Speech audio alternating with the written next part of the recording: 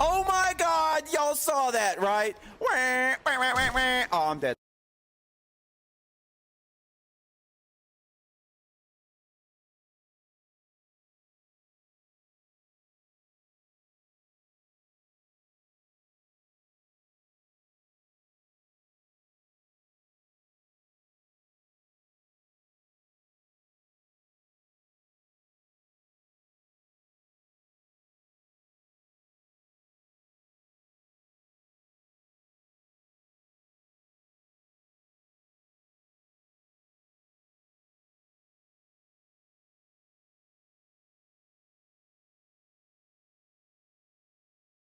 Yay! It's amazing. Mics are hot. Yay! Hi, everybody. Go away, everybody. I'm kidding. Don't do that. No, don't listen to Grumpy Beard. He's not even that grumpy. I just had a grumpy moment. Like, deal with it. Or something. It happens. I don't know. It happens. Suddenly Blue's like, you know what? You're not on the show anymore. Bye. Aw, I've been too busy playing Wolfenstein. I don't know what you're talking about. You're playing Wolfenstein? Oh my Which, God, which it's one? so much fun. The New Order. New Order. Okay. Yeah, that's a very good one. Oh my God, very it's good. so much fun. I forgot how Like, much just fun about it is. anything that id decides to put out recently is like super good. It's got a few little bugs in it at the beginning that were really annoying, but once I figured out how to get around them, Well, even the original Wolfenstein had some weird bugs in it. No, yeah, this one's they have a legit bug. There's a mission that you can't finish if you have subtitles on. Oh, It's really annoying. Yeah, it's really that's annoying. not really a bug. That's really just what the heck? How did that get past testing? Yeah. But I think from what I'm understanding, it's just on the Xbox version, so it's like whatever. And so there's a workaround. You just completely turn off subtitles, and then replay the checkpoint. Interesting. But other than Hey, that, Black Flag. oh, it's been so much fun. And it's got a throwback. It does the same thing Doom did. It has a throwback where you can go back to old graphics. Nice.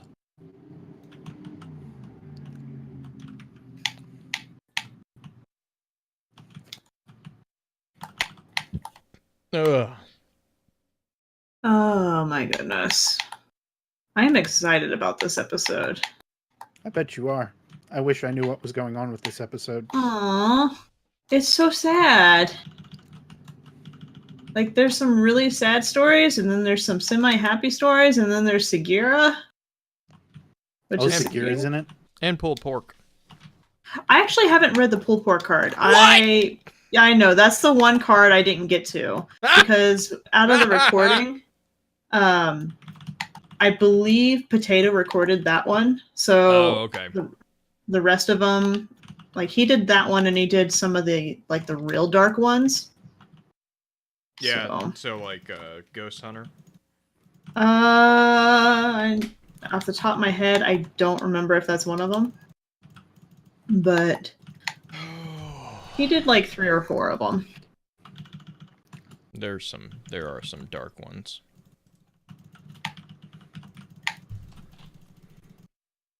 Okay. Yeah, Potato doing the dark cards. He did the one, like the real mental health one. I can't remember which one it is though. There's a couple. It's towards the end. Whether windmills or cranes. That's one of them that he did. Yeah, that's the Don Quixote one. Yeah. He did that one. I have the list somewhere here of what he did. I got another freaking grenade launcher. Gosh dang it. Leave. Don't you just mean another Edge Transit? It was an Edge Transit. Oh. Let's see yeah, here. I kind of made the joke. You know how Ives died? He cut himself on some Edge Transits. God. There was somebody said like Rahul killed him. Nope. I mean, it would make friends. the most sense. No, it wouldn't. They were friends. No, did you not read the newest card? Ives was a complete asshole to Rahul. Ives was always an asshole to Rahul, and Rahul was always a dick to Ives.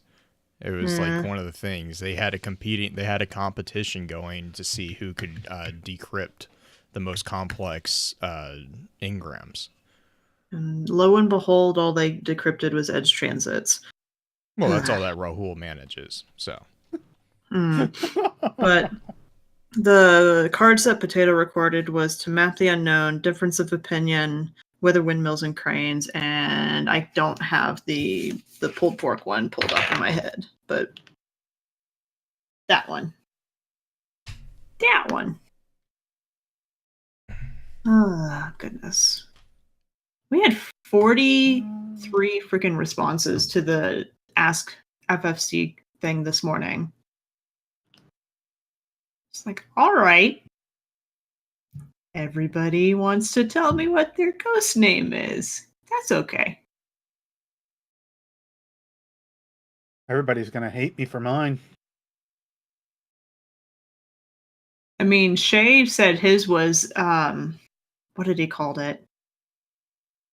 Let me scroll down. Discount Peter Dinklage. That's just mean. I responded with the salt emote.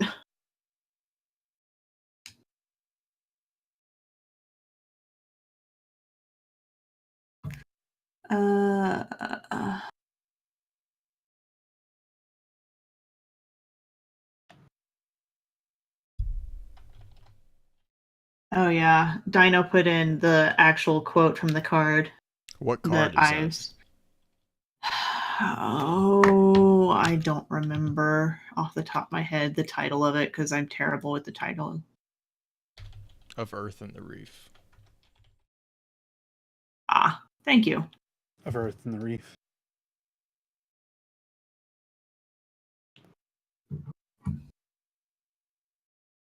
Yay, clan rewards. Back to the tower. When did that get sent out? That dropped at the beginning of Forsaken. I read all the Forsaken entries and this wasn't in it. Well, I remember reading it. It may have gotten removed at the beginning, but I remember reading it a month ago.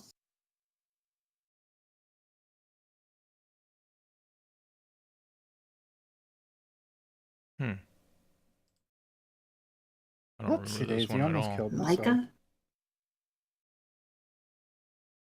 Oh, I should pull up the intro for FFC. Top 3. You guys have your accessories picked out? Mm-hmm. You sound tired, Blue. It's been a really bad day. I'm sorry. It's alright. I got to play video games. Has it helped? No. Okay.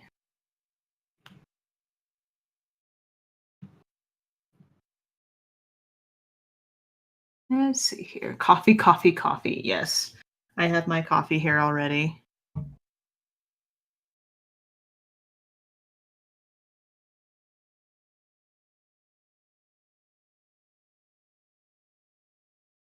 Who was it? Somebody posted something on Twitter about throwing the edge transits, like they're shoveling them off the tower and accidentally killing a bunch of citizens because of it. Because there's just an immense amount and we're decrypting them all the time. I cannot wait for the 16th to get here to Me fix most of the too. bull crap that's going on.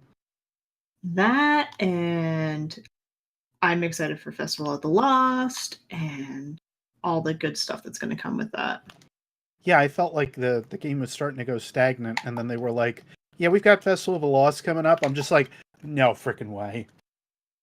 I mean, it's kind of stagnant. We're still getting new lore. Stagnant, like there's new stuff going on with it and everything, but like me playing as little as I do even, I'm kind of looking at the grind and I'm like, all right, where do I go from here that isn't raiding?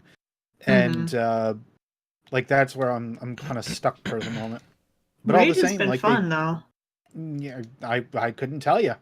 Yeah, I could drag. Well, you're on PC. Dang it. I'm on PC. Yeah, don't talk to me, console pleb. Don't talk to me. You can't see it right now, but I'm flipping you off. I mean, I can feel it through the internet. Console pleb, my ass. 1v1 me, Beard. Come back to PlayStation and 1v1 me. I could still beat you. What are you talking about? You gotta prove it. Put your money where your mouth is. Eyes up, Guardian. I mean, granted, I haven't really crucibled all that much. Yeah. Thanks, Pen, for the bits. Thanks, Ben. 1500. Hence, you have a problem. Well, we knew that. Yeah, we did. Rev it up. Okay.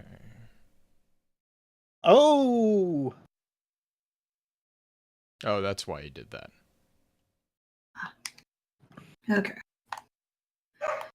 Pins. All the things. I'm not gonna be the one that tells Kashin about that. Or your wife. How did Aaron... I wonder how Aaron's retreat thing went. I haven't heard from Pins this week too much.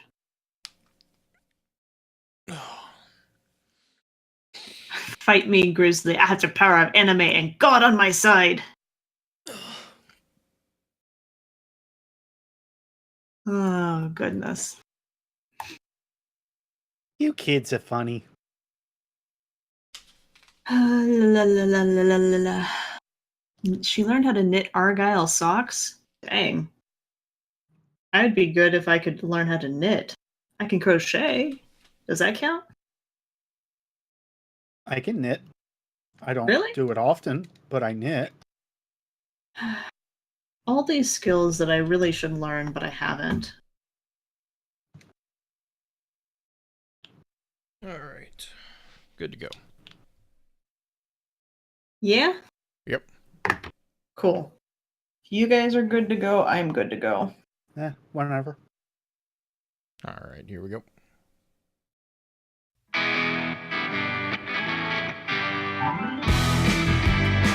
Welcome to FFC Top 3, a show where we, your FFC hosts, count things down from number 3 all the way down to 1. Thank you for joining us this week. If you have a suggestion, you kind of know where to put them already. Twitter, Discord, email us at focusfirechat@gmail.com, all the different places you can get a hold of us. This week, our top 3, I haven't really come up with the title because it's a really complicated top 3. It is the top 3 items you would have if you were an action figure. Action figure accessories. That's better. Yeah, top 3 action figure accessories. This is why Blue does the titles of the shows, because I tried to explain it to Julie earlier because I've been asking people all week because I think it's a brilliant top 3. It's like, what would your top 3 things in a box would be? And they're like, phrasing. Yeah. Sorry. I mean, isn't that what they're Yeah, called? phrasing. We're still doing phrasing, right? Yeah. But I mean, that's a way to start the show anyway. Top 3 accessories for your action figure if you were one. And Let's do host action figure accessories. there we go. That's better. I'm just having a hard time tonight. Anyway, who wants to go first? I think Beard went first last time. Yeah. So you're first this time? Okay, so number 3 for me would be a knife. Yeah, Kashin has told me that you always have one with you. Yep. So Yep. is there like a reason why you carry a knife with you, or is it just Habit. you've always done it? Habit. Yeah. I mean, Isn't it a Boy Scouts thing? No, growing up on a ranch, just Oh, okay. it's either a knife or a if I can't carry a knife, it would probably be like a multi-tool, like a little the multi-plier tools, which has a knife on it. Yeah. Just because I just constantly am tinkering with stuff, and so that's usually I'm the person at the office that if something's broken, I'm the person that probably will just go ahead and fix it instead of waiting for someone to report it. I know Yeah. how that goes. I mean, contrary to many beliefs, knives are very helpful. They They're are. definitely They are not just used for, like, one or extremely. two things. No, they are not. Like even straight blades. Like Mhm. so like I carry normally I carry a folding blade. But like if I could get away with it, yeah, I would totally carry a straight blade. Especially like when we go trail riding, I always have a straight blade on me. Yeah. Because if you like we've had horses that have gotten caught in brambles and stuff, and you need to be able to just you need to go, like you don't have time to be fumbling with something. No. Right.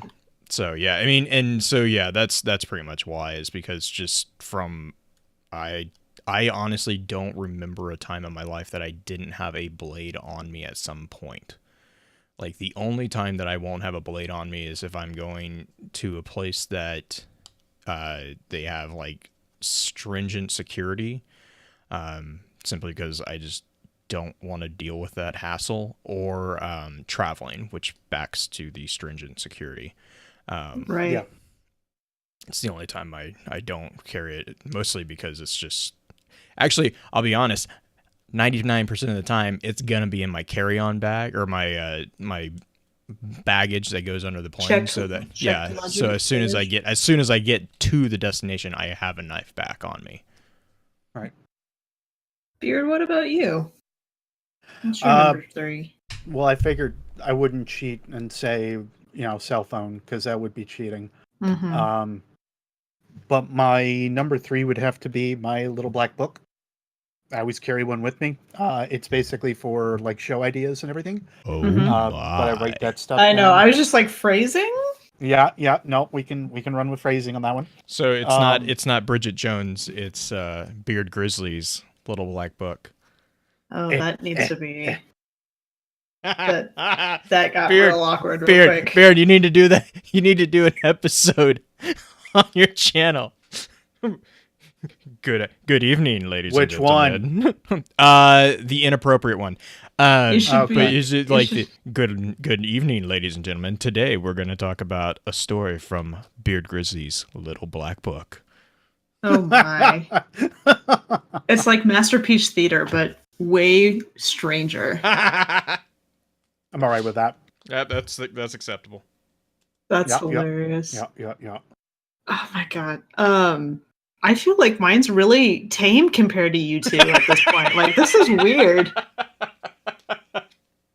My number 3 is like a small dog figurine, because Julie and I rescue dogs a lot. When we were living in Kansas, we would have a foster dog constantly. And it's kind of a thing that we would just...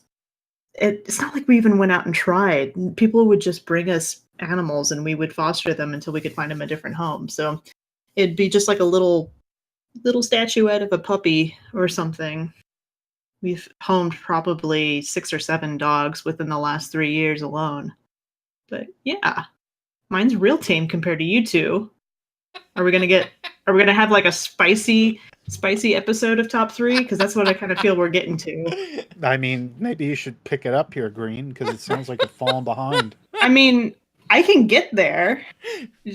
Nope. Just get there. Anyway, Blue's number 2. Phrasing. Dear God, this is like mature rating already. Oh my gosh. My number 2 is actually going to be either like a smart device or a laptop or computer. Probably a computer if I have to do a computer. Mostly because I can't stand laptops because I always break them. But or my smartphone, which is basically the equivalent of a laptop.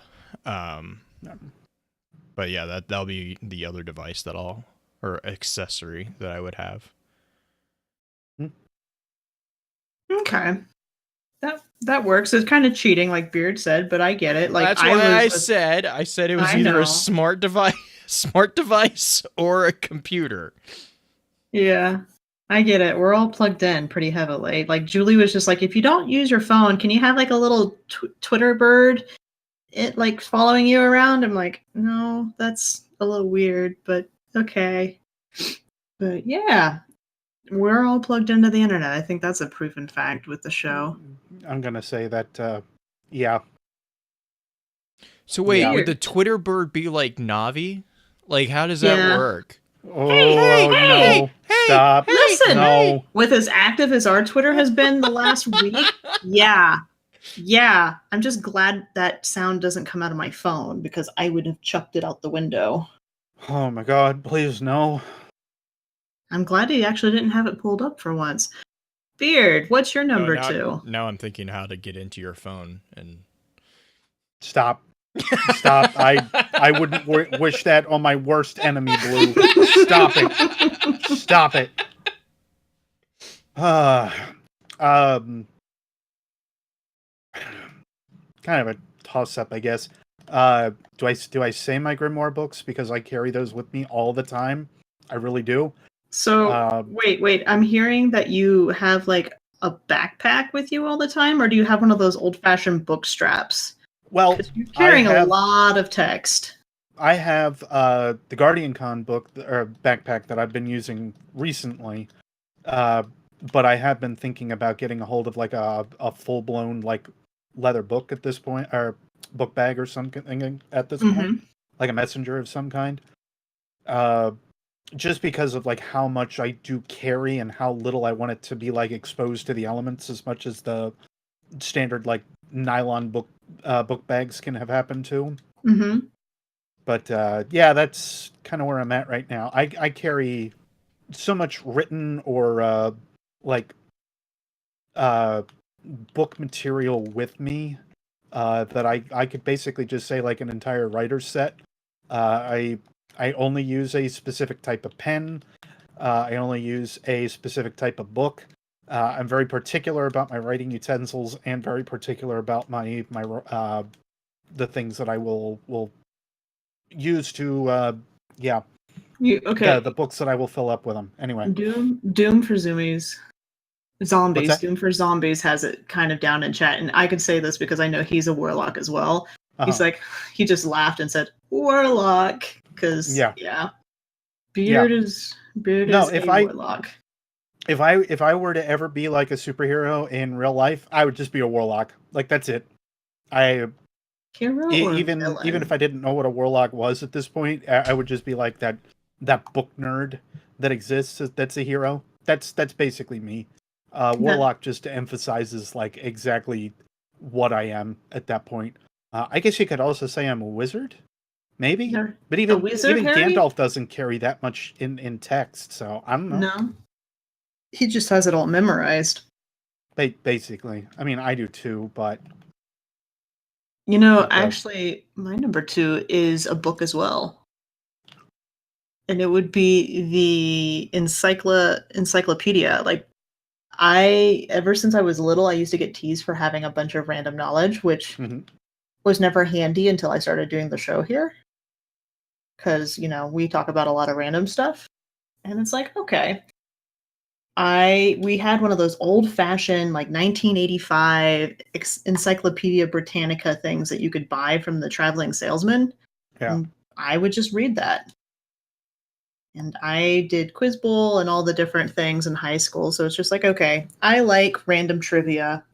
Let that be one of my things.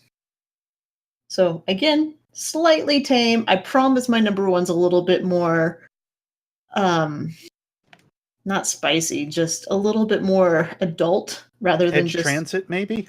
No, God. I was just gonna say edgy, and then I was like, "Nah, let's just go full blown Edge Transit here." Yeah, and then put everybody on tilt. I hope everybody got their Edge Transit for the show. That's a joke. By the time this comes out, though, this should be fixed.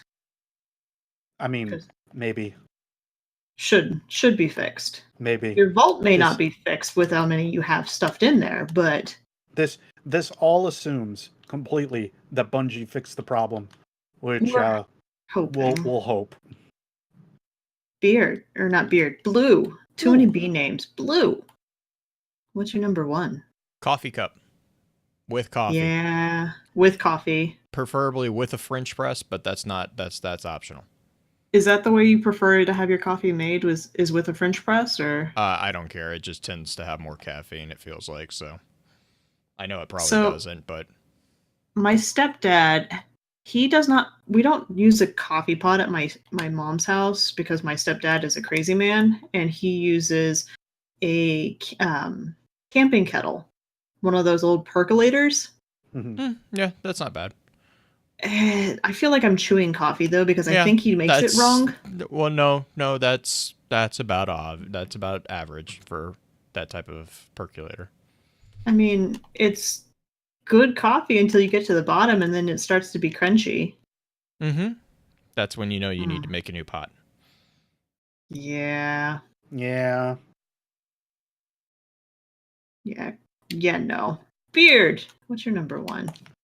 Well, I already said my pens, so I can't. Oh, so your can't pens are use that number one? So all your things are like either books or writing utensils? That's really what I carry with me a good majority of the time. Like if I were to have anything else, then again it would be like the cell phone, smartphone, whatever. I don't have a ton otherwise that sets me apart, except for the mounds of books that I otherwise carry, which I think sets me apart pretty damn well. That's true. But that's like my biggest things that I think I carry. If I had anything else when I was younger, it would have been like a 3DS or something. But yeah, again, not really a trick. I don't know. I don't know. Yeah, no, that's kind of what I have. Unless I could say that my dog is an accessory, in which case we can have the dog be an accessory. I mean, I made a puppy an accessory for me. It was just a little statuette. Puppy statue, yeah. A little different, but I mean, I'd imagine these would be like plastic toys, not necessarily a real live dog shoved into a tiny packaging. Because that gets a little dark a little quick. Do you know about the laws of alchemy and equivalent exchange? Edward! Okay. So to round out the top three this week, as I like swoosh my spit a little bit, because apparently I have an S problem at the moment. But to round out the top three, my number one is a martini glass. Julie and I are kind of foodies. We love to go and try new things. Like last Sunday, we actually went to a restaurant she used to work at, which is a really high-end restaurant. She worked at it in Phoenix, but there's one in Denver, and we kind of went down there and had a nice lunch and drinks and whatnot. And it is called, they changed the name. It used to be Houston's. Now it is something totally different, and I can't think of it. But martini glass for just the fact that we like to go and have good food and good drinks. There's a really, really nice cocktail bar in town that has most of their seating outside, and we go and sit outside and enjoy the sunset and have really nice prohibition-style cocktails. So my number one is a little bit spicy in the fact that it is a cocktail foodie thing. Uh-huh. Yeah. Do you guys have any food things that you're like, I have to go there or I have to eat that, or are you guys just pretty like it's sustenance and it doesn't matter? I mean, I always have hoagies because I always think about Krillin not getting his hoagie. Yeah. Okay. Everybody's just like, what? DBZ. Huh? DBZ reference. Oh, what? I gotcha. It just took me a second to get there. It's like, I know this, but he always wanted to wish for a hoagie, and he never got his hoagie, so... Yeah, it's true. Yeah. Well, that's what happens. That's what happens when you don't step up. Yep. Krillin. Oh, poor Krillin. But, do you guys have any also-rans of any other items, or was it just kind of a straightforward type thing this week? No, I'll be honest. I had the answer as soon as you asked. So. Oh, really? Yeah. It wasn't that difficult for me. A nice, easy one. Yeah. Next week's going to be harder. Please no. But you ready? Phrasing. I love how everybody's like, do we admit it? Do we acknowledge it? What just happened? I mean, this is the phrasing episode of Top 3, apparently. Apparently. But next week, Archer. In honor for Halloween coming up. Oh, no. I thought it would be fun to list you don't have to list the things that you've done necessarily for costumes, but things that you would be willing to cosplay as. Top 3 cosplays that you would do. Top 3. Not that you have to do or have done. Cosplays or Halloween costumes, because that's a difference. Okay, explain the difference. Because they're the same in my mind. Well, I mean, if I say cosplay, that's got a different connotation than Halloween costumes. Well, your Halloween favorite costumes character tend that to you be would a dress little- up as. Your favorite character that you would dress up as. Okay, now we're changing it entirely. Are we doing cost? Oh gosh, I feel like I'm Yeah, this splitting can go- hairs. this I'm can feeling. go I'm all feeling. over. I'm feeling like we spent. want- Let's do Halloween costumes. Halloween costumes? Just make it that simple? Yes. Okay. I don't know why the cosplay thing put you on edge. You'll have to explain No, that it to didn't put me later. on edge. It's just when you say Halloween costume, that's going to be different than a cosplay, because a Halloween costume is very specific. Like, it's got a very specific theme. It's got a very specific vibe. Like, I usually think like Frankenstein. yeah, vampire, I'm something gonna like that go right with away. I'm gonna go with like darker, more scary themed. Whereas if you Yeah. say cosplay is like just that's anything. Like, I mean, there's no theme or anything like that. Hey, I mean- like Edward. Anyway. Edward, yeah, no, there's none of that. That would be a Halloween costume, not a cosplay, because that would really screw with people. Yeah. I was As thinking it like should. the As it cosplay being like dressing up as a character and acting like the character. Like if you had to cosplay as a character. I mean, I feel like we I'm should just look up saying. the definition of each of these. Yeah, I'm just saying. Like, my answer for those are going to be different. Well, we'll put cosplay back on the list Okay. of things to choose All right. from, and we'll do costumes for you. Okay. Make it easier for Halloween for you. Not to split hairs on semantics. Us split hairs on semantics? Yeah. What? What? Never. Never No. happened. Ever. Never. Never ever. That's In a what I. million years. That's the other. That's apparently the other accessory that my character would have is Occam's razor. God. The shotgun? That thing was terrible. Yeah. Well, as that sigh indicates, we are done with this episode of Top 3.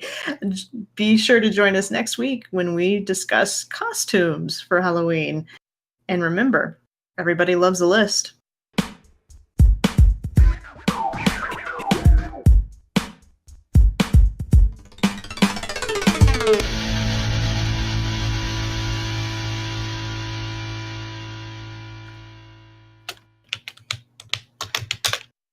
I'm with you, Pens.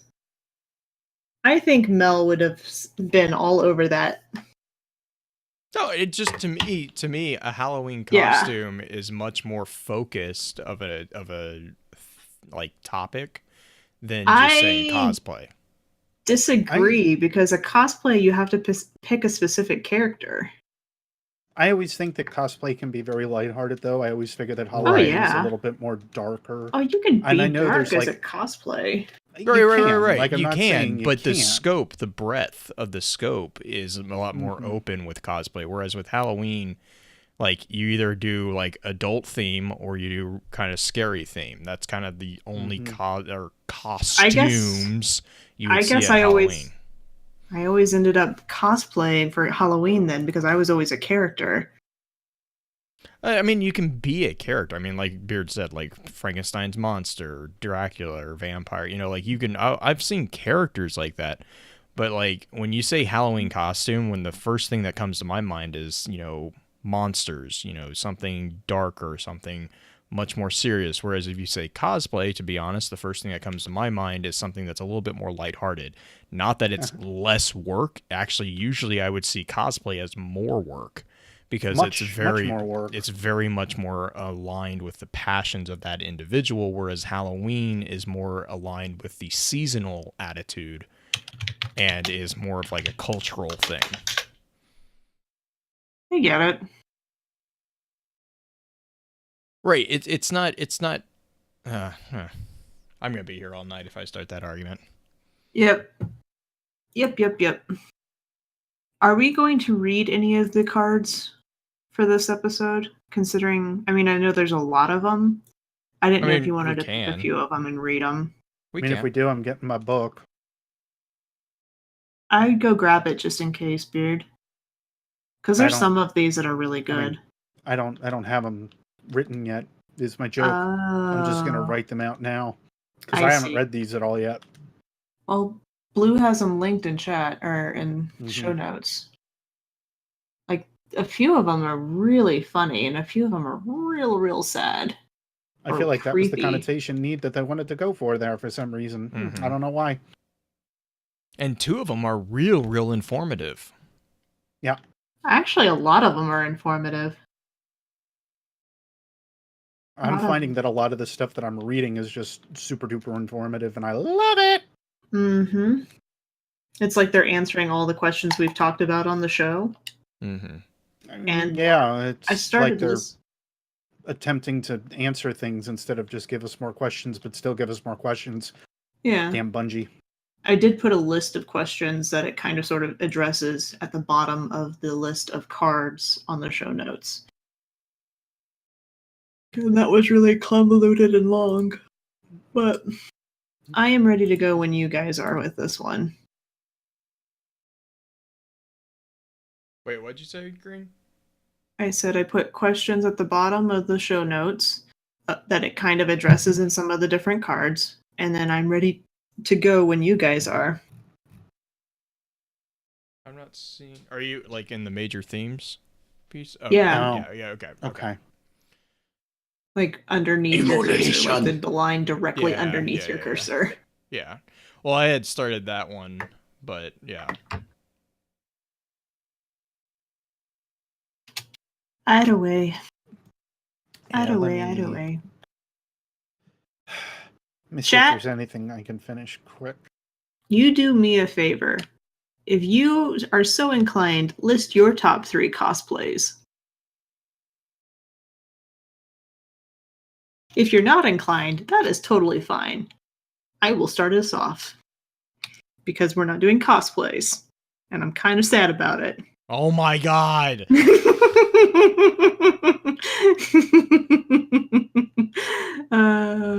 do I feel like this is your way to try to get the last word? It's my way to try to poke at Blue more than anything. I don't have to have the last word. Have the handgun back. Stop it. Freaking hunters. I want it. No. I want my last word. No. That was my favorite gun. Is dead anyway. What does it matter? That was my favorite gun in D1.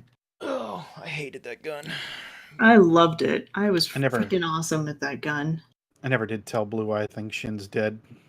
Ooh, yeah, no, you Batman, just teased Rock. it. You just teased and then ran away. I was like, "Hey, remind me about that," and then I didn't write it down in my own book, and I was like, "I still gotta do that, don't I?" Yeah, I had told Wicked about that, and remind me about that. Called you out that. Remind me about that because I probably need to remind myself to write it down in my own book. Apparently, I just see Beard running around with the noodle arms, like. Actually, I need to go get some water. I just realized I'm almost out. So I will be right back, and we can get going then.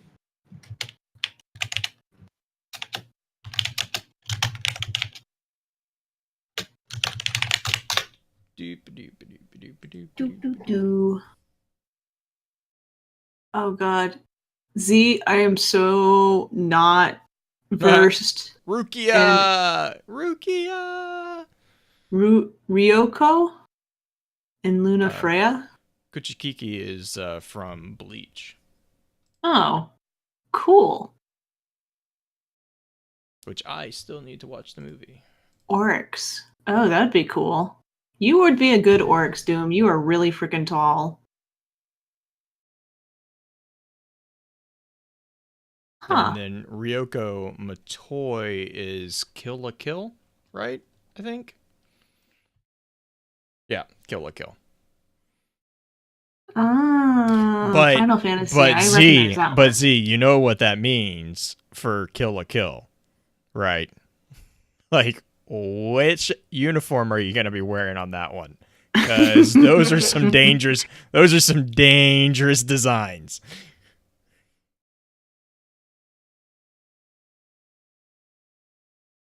They Wait for can it. be. That's Wait the thing. for Like it. the cosplays can be really, really, yep, winky face. That's what you got. You got a winky face out of it. Goodness. Two fingers. Hey. Hello from Wolf and Spice. Hunter from Destiny. Nice. I would cosplay as my hunter too. I just have less. I don't like any of the gear right now. I would cosplay my D1 hunter Because it before looks I would. like shit. Mm-hmm. I have returned. Yay! And now everybody wants me to leave. What? No, you missed a conversation about Z dressing up as what was it, the Ryoko Yeah. that you were Ryoko. talking about? Mm-hmm. Nick Ryoko? Fury. Kill la Kill. Okay. Thank you. Oh, you would do who from Overwatch? Who is that? Nobody from Overwatch. Nobody deserves to be cosplayed from Overwatch. I don't know. I would cosplay. I don't know. Witch Mercy is pretty good. I would All right, cosplay that's as all Tracer right. because of the height. I'd have too big of a nose for Tracer though, because I am short. Z could be Tracer. Okay, Diva would also be Yeah. acceptable. Z would totally be Diva. Are you just saying that because she's like Korean? No, That sounds like no. yeah, I'm saying that maybe. because she's like a Yeah. crazy good gamer. Recovery, like that was a good landing. You have to give me that. That was a good landing. Yeah, okay. It's even better is the land. Not Korean. She's Japanese. Weird. And now you have a short Oh, I know. Japanese lady running after you, and she has kill a kill swords.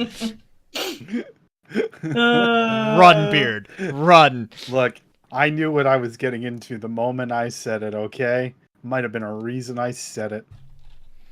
What does everybody main in Overwatch? I don't Overwatch. I How's was that for you? I was a Mercy main. Mercy or Lucio. Actually, was- okay. Would it come Zenyatta. to anybody's surprise that I was Or dead McCree. in Overwatch? Oh, McCree. Yeah. Yeah, I did do McCree a couple times. That was really fun. I enjoyed McCree. McCree's good. I pretty well only played Soldier. I was boring. That's not a boring thing. Soldier's the most versatile. Mm-hmm. Okay. Are we ready for real I mean, show? as long as it wasn't Hanzo, we're all good, Beard. I mean, I liked Hanzo too, and the new bows in Destiny feel a little bit like Hanzo. Ooh, Wakateki wo Keru! Well done. Dad That 76. was terrible, actually. All right. I tried, What though. are we doing? Okay, that. Okay. All right, you guys good to go? Mm-hmm. Did you want to do the chrono again, or did you? Oh, yeah. I forget about how to do it every week. It's period, start, Or that works too. Huh? Chrono. Yeah. Okay.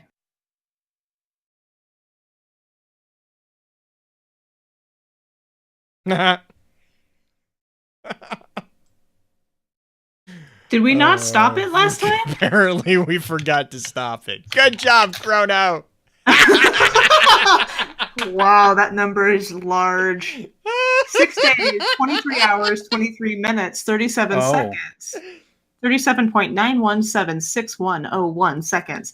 We almost started I know, we almost did a full week. full week.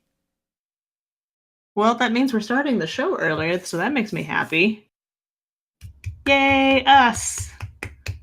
Okay, well, now that this is ready to actually start, you ready, Blue?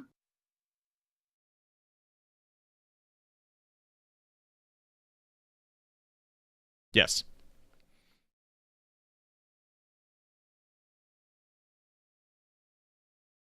Today's chat is brought to you by the support of all our Twitch subscribers. Through the patronage you provide the Focus Fire chat team through the Twitch platform, we are able to provide you with the weekly podcast as well as the website and other aspects of Focus Fire chat.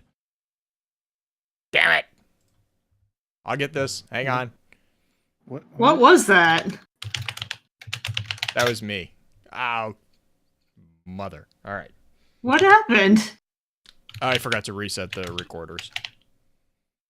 Oh, I thought like Beard was like exclaiming in the middle of your speech, and I'm like, what the fuck? This has never happened. Beard. We've done really. All right, I've done this 2 years, and it's never happened. All right, here we Look, go. Here we go. Don't blame me for anything this time, okay?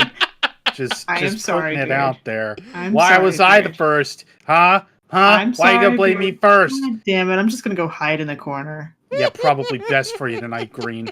Probably best for you tonight. I'm gonna mute myself now. Okay, me too. You do that. All right, here we go.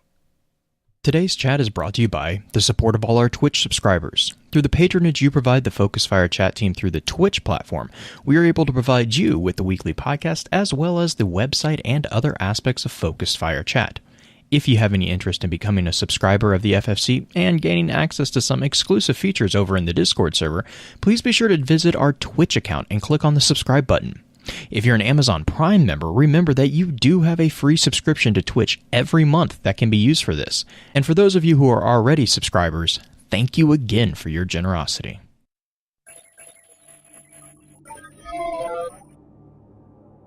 You may have heard the whispers of guardians gathering in the shadows, exploring the mysteries of this world and the worlds which surround us.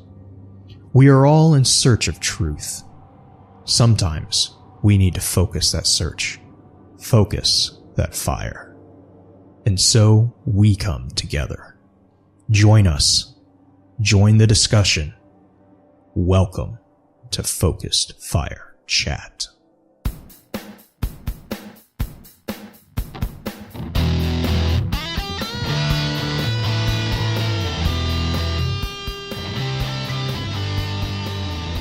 Welcome back for episode 146 of Focus Fire Chat, recorded live on October 12th over on twitch.tv/FocusFireChat. As always, wanted to give a big shout out to our live chat here with us tonight. Thank you so much for joining us once again. Our topic for tonight's episode is going to be a look at the Ghost Stories lore booklet. But first, let's run through a quick introduction of those on the show for tonight. As always, this is your host, Blue Crew 86. Next up, we have our own master of social media, the one and only Green-Eyed Music Lover. Green, I hope you're doing well. How's the week treated you so far?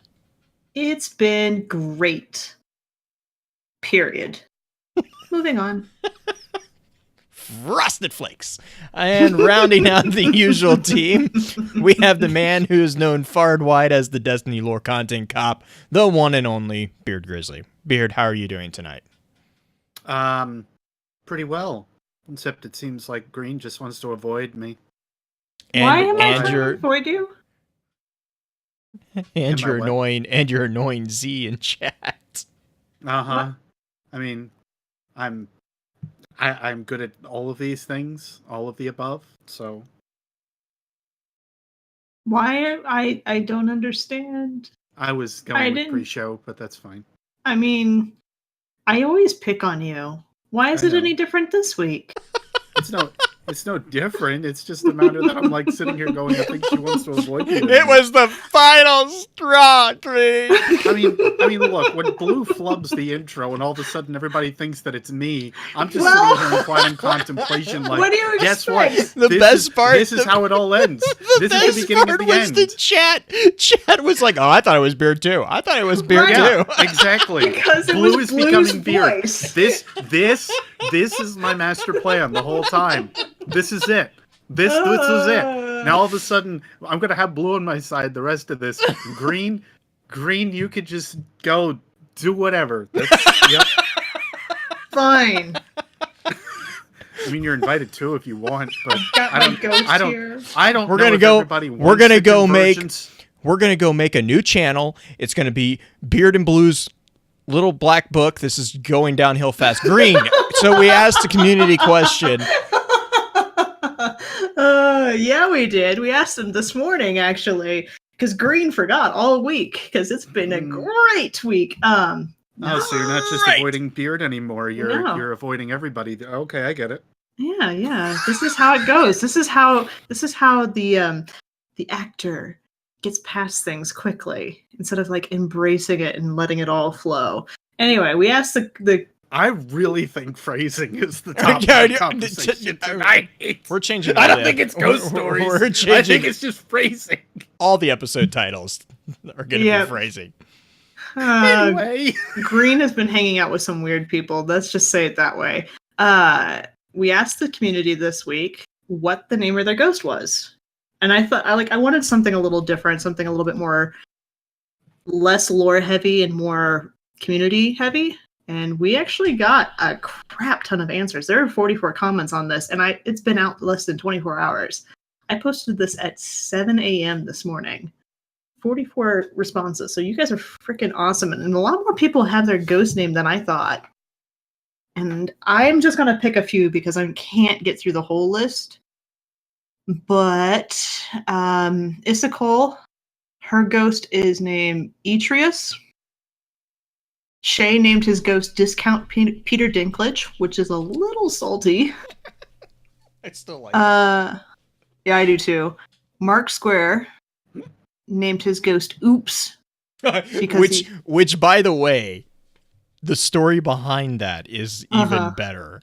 His ghost is the reason they can't have nice things. Yeah, he said, my ghost is named Oops because he's attached to my Destiny alter ego, Derpa Sherpa. We screw up, like, a lot. Oh, God. Man at Arms. His was weird. I asked him if it stood for anything. He said no. It's LEL. I don't understand. laugh eventually loud.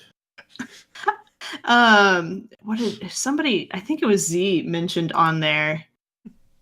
She commented on it too. Little effing light is what she thought it stood for, and I'm like, that sounds appropriate for Man at Arms, but Man at Arms, yeah.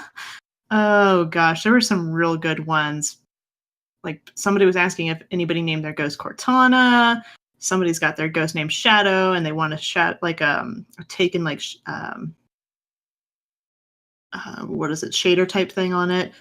Z named hers, and I'm gonna butcher the spell or the pronunciation. Sosi, SOSEI. Doom for Zombies is GUI, Guardians Utility Intelligence, pronounced GUI, which is kind of fun. But yeah, we had so many like funny ones, so many like serious ones. I kind of wanted to just like put everybody's ghost names up somewhere, but God, Bort. I may have said he should have named it Bork, but you know. Borf. Bork. But I wanted to ask you guys, do you guys have, I know Blue, I'm pretty sure you have your ghost has a name, and I've finally named mine. Beard, do you have a ghost name? We already talked about this, Green. Nobody we? wants to actually know my ghost name. Because everybody is going to get mad at me. Because Right, everybody is then going to look at me like Tyra Karn. It's just Ghost. That's fine. Ghost, Tyra's ghost was the only one that was mad at being named Ghost. I mean, I'm giving him the option to go ahead and give himself a name. The problem is that he just seems too stupid to give himself a name. We have to read this card now. You realize this. Yes, I know. The argument is the best one. I know. It's one of my favorites. I was fully intending on reading it because I still think it's one of the best conversations that we've ever gotten from that web lore or from anything else. But yeah, yep. It's so good. Blue, what's your ghost name? My ghost has a name, yes. What is it? I'm not going to tell you. Does it happen to be Beard Grizzly? No. Oh. Okay. What's your name? What's your name, Green? Anaphiel? A what? Anaphiel? Oh, okay. My ghost name is Anaphiel. I don't understand why Blue won't say his name. Why do I have such? It feels weird. As that question feels really. I really feel like this goes along with phrasing, and that we need to just keep up with phrasing this week. Oh my gosh, Blue's ghost name is phrasing. Let's make it a hashtag. I think there we go. Let's do that. Oh my gosh, but yeah, that was a fun one. I'm enjoying it. I'm still getting submissions about like their names. Actually, Hequinay named his ghost too, Beard. So you're not alone. I know I'm definitely not alone. There are equally plenty of other people out there that actually don't trust their ghost or anything. What? Yeah. Ah, hang on a second. Who said that? Anyway. I mean, trust, use, utilize. We'll just go with it. Let's get into the main part of the show. Maybe before I really get tangential. Mm-hmm. So, okay, do you know what next week we're gonna ask? Nope. Okay, cool. Glad we're on the normal track there. So obviously, it's Varric's or Most Loyal next week. Yes, it's Most Loyal. Okay. Then I have one for you. Who do we think is going to be the Kel of Kels? Well, I mean, if the answer is not Varric's, it's wrong. Then I guess I'm wrong. Oh. Okay. Check in for next week's episode of Focus Fire Chat. I don't know why I've got the shameless plugs going on tonight, but that's all happening. It's just happening. Oh, man. So, all right. Let's dive into this night's conversation, though. So let's run through an intro real quick. In our last episode of Focus Fire Chat, we discussed a Drifter's Gambit. If you ever miss an episode and would like to catch up, please be sure to check out FocusFireChat.com for archives, articles, and links to the other aspects of Focus Fire Chat. If you don't mind, please rate and, if you can, review the show on iTunes, Podbean, or whichever podcasting app you use to enjoy podcasts. Reviews are extremely helpful as they not only let us know what we can do better, but help us stay up on the charts, which help others find our amazing community. To those of you who have already taken the time to leave us a review, thank you. As many of you already know, Focus Fire Chat is a cross-community gathering where the intent is to offer a week-long, in-depth view of a particular subject from within the lore of Destiny and other games. This chat begins every Tuesday morning and runs until the following Tuesday, with topics decided by the group via a poll that begins every Friday and ends on the Tuesday morning of the new chat. Every Friday at around 10 p.m. Central, we get together to stream a high-level summary of the previous week's chat for those who were unable to participate. Please be sure to also give some support to the other podcasts in the Guardian Radio Network, links of which can be found on our website. If you're a fan of lore in all its various forms, be sure to also check out thelorenetwork.com, where you can find a wide variety of some amazing content that covers a number of different titles and mediums. Our next chat is going to be a discussion on the lore booklet Most Loyal. However, as always, please be sure to weigh in on the poll this weekend to let us know which topic you want to discuss after that. Links to that poll can be found on either Twitter @FocusFireChat or within our Discord server. With that being said, here's Green with a high-level summary of tonight's topic. So often in lore circles, including our own Focus Fire Chat community, we get caught up in discussing the various events, locations, weapons, and people in the Destiny universe. This week, though, we are reminded that there are characters in Destiny that tend to be overshadowed by the legends of those who surround them. The writers at Bungie remind us that our ghosts have stories and backgrounds too. Within the Ghost Stories book, we get a taste for the trials and consequences that various ghosts face, as well as gain insight into their possible origin and their reason for choosing the guardians they do. That being said, not all is laughter and sarcasm. Many cards are quite sad.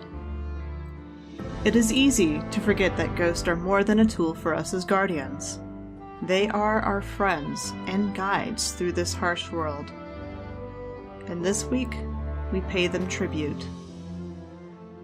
Before we jump into the information and thoughts that the community had about ghost stories, however, let's have a quick chat about this week's Lost Lore.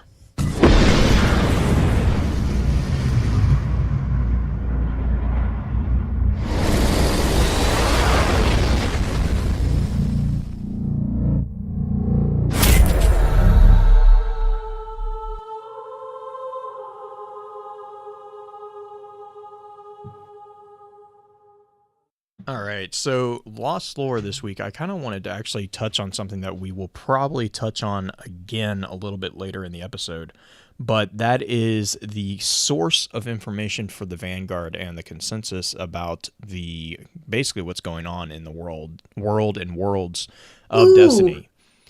The Ghost Spy Network. The Spectral Network, yeah. Yeah. So this is Pardon me? basically... Yeah, so It's this so is cute. This card is amazing. Actually, there's several cards that have them, but basically, so they're we get a lot of information from the new lore books, and this book is no different. We also, so for instance, we have the kind of the, I guess, quote unquote official / unofficial term for independent ghost, which is unconnected. So unconnected ghosts are actually capable of choosing, if they so choose, can join something called the Spectral Network, which is a covert network of the Vanguard that allows them to then report back to the speaker most time and provide info on enemy movements and positions and everything that's going on. The other thing that I actually wanted to mention too in Lost Lore, there were two things actually. I forgot to mention this. So the Spectral Network is this thing that's going on with all these unconnected ghosts, and basically what this is that this means that the ghosts can choose to either stay unconnected, or they can basically join the network while they are searching for their guardian. But another thing that we kind of get a sense of in ghost stories is that the ghosts truly don't have names until they are given them. And we see that with Pressure. That's one entry that really kind of more seriously addresses this. And then we also see it with Don't Call Me Ghost, which is the comedic one that I think Beard and Green are going to want to read. And that one is a conversation between Tyra and her ghost. But the interesting thing too is that, for instance, I think it's the, hang on, which one is it? I just blanked. It's the debate Between Segura or... No. It's between Balthazar and Peach. Oh, that's Difference of further down. opinions. Difference of opinions. Oh yeah, I did read that one. That's kind of funny. So my question on there, and I'm gonna kind of turn it over to Beard and Green on this one, but I guess my question there is, so Balthazar and Peach obviously have names, Right. but they are unconnected. So do you think that now with Pressure, we learn from Dejana and Anwar that the speaker has been giving ghost names, and even within like the Micah 10 card, which is, I can't remember, Protector of Ghosts, he kind of gives them nicknames like Pup. But do you think that Balthazar and Peach, like, where do you think those names came from, for instance? Do you think they were given to them by the speaker? Do you think that they just chose them? Because it does seem that some ghosts kind of do choose their own names. I mean, what are your thoughts on that?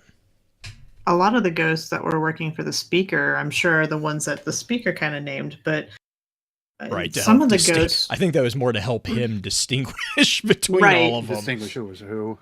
Right, because calling every one of them ghost would get a little little like I don't know, just hard. Well, and then but- also, sorry, real quick on that note, I just kind of put this together too. We saw with Dejana and Anwar that they have very unique personalities, right, and skill sets. Actually, one of the things that I really was disappointed that we didn't see in Destiny 1 was the splicer or the hacker shell. Originally, like way back, originally it seemed like the ghosts were actually going to be able to actually be equipped with shells that actually change things. So like there was a med shell, there was a hacker shell, there was a security specialist shell, I think is what it was referred to as, but it was an actual shell that was designed for ghosts who were like security specialists who would get in and get out of things. For example, Dejana is a cartographer, and Anwar is a deconstructionalist. So like he helped extrapolate information from information that was coming in, whereas Dejana was the one that was actually helping build the maps that I'm assuming Cade and all the Vanguard would use for movement plans. So they all have very, very strong personalities, very strong skill sets. Yeah, they do. So I guess that would also, to kind of tie that back into where I interrupted you there, Green, but to tie that back in, that way the speaker could also be like, he knows that this ghost is good with this, so that if there's just a cloud of ghosts, which just makes me kind of giggle actually thinking about like all these like ghosts just like hovering around him, he could just be like, instead of just being like, ghosts, go do the map, he would say, Dejana, can you help me with this? It also helps the ghosts who are interacting with him as well, because it helps separate them out. They definitely have personalities. I mean, the Peach and Balthazar card alone gives you such personality difference. But well, even then, just to kind of chime in real quick, we've had some different names that have popped up, of course, over the years to begin with as well. The Siva.mem stuff, like the Ghost Fragment Ghost 2, has Ghost at least 404. 3 different names. Yeah, Ghost 404. There's, and I'm just kind of looking over them again here a little bit, but there's Obsidian, there's Cassiopeia. Both of them are kind of talking. And then I forget what the last one was. Obverse. Yeah. To be fair, I think she confused Obsidian for Obverse. Yeah. I'm gonna say they were apparently both around the same thing. And then we also kind of saw the things with Marcus Wren and Didi, which is his ghost, and he starts to make the Fastlane's ghost shell actually is built in honor of Didi being like related to the SRL racers, and that's the whole reason that he makes the Fastlane shell. So it's not the first time, I guess, that we've kind of heard of this, but at least hearing it expanded upon is kind of neat. it's I don't know. It's just the names I imagine are the ghosts either assigning it to themselves because of their personalities and because they're around humanity enough. Because the ghosts that are like traveling all over the place, a lot of them don't ever come back to the tower until they found somebody. Whereas, right, yeah, unless they're like strong members of the Spectral Network, because you have like Right. Ren, you have Link. And those are all named. Right. Yeah, Link and Ren are 2 of the Spectral Network figures. And then even in Confession of Hope, even that ghost technically has a name. I think it was Tianchi, which is it's Korean for angel, I think. I just blanked on that one. But we will be talking about Tianchi later, because there's some very important revelations with that one. But I imagine that it's their way to distinguish themselves when they're around humanity. Whether they pick up the personalities from humanity themselves, or I don't know. We don't know a whole lot about how they develop personalities or if they already have them prior to picking their guardian. That's true. That's true. But yeah, so and I guess that was, again, like I said, Lost Lore. Really, I just was I wanted to kind of shine a light on that spectral network because I thought that was a really cool explanation to, you know, like the logistics of how Cade knew where to send people for hits. You know, how Zavala knew where to bolster up defenses. You know, like that's that type of stuff. It was really kind of softly put in there for the most part, but it answers a lot of kind of the logistic questions, the technical questions behind the scenes for the Vanguard. But I guess the next question, which is also an important question, is what order do we want to dive through these? Do we want to just go through the entries? Do we want to go through? I know there were some questions and some overarching main themes that, you know, Green, you and I have picked up on. So I guess how would you guys prefer to tackle this particular book?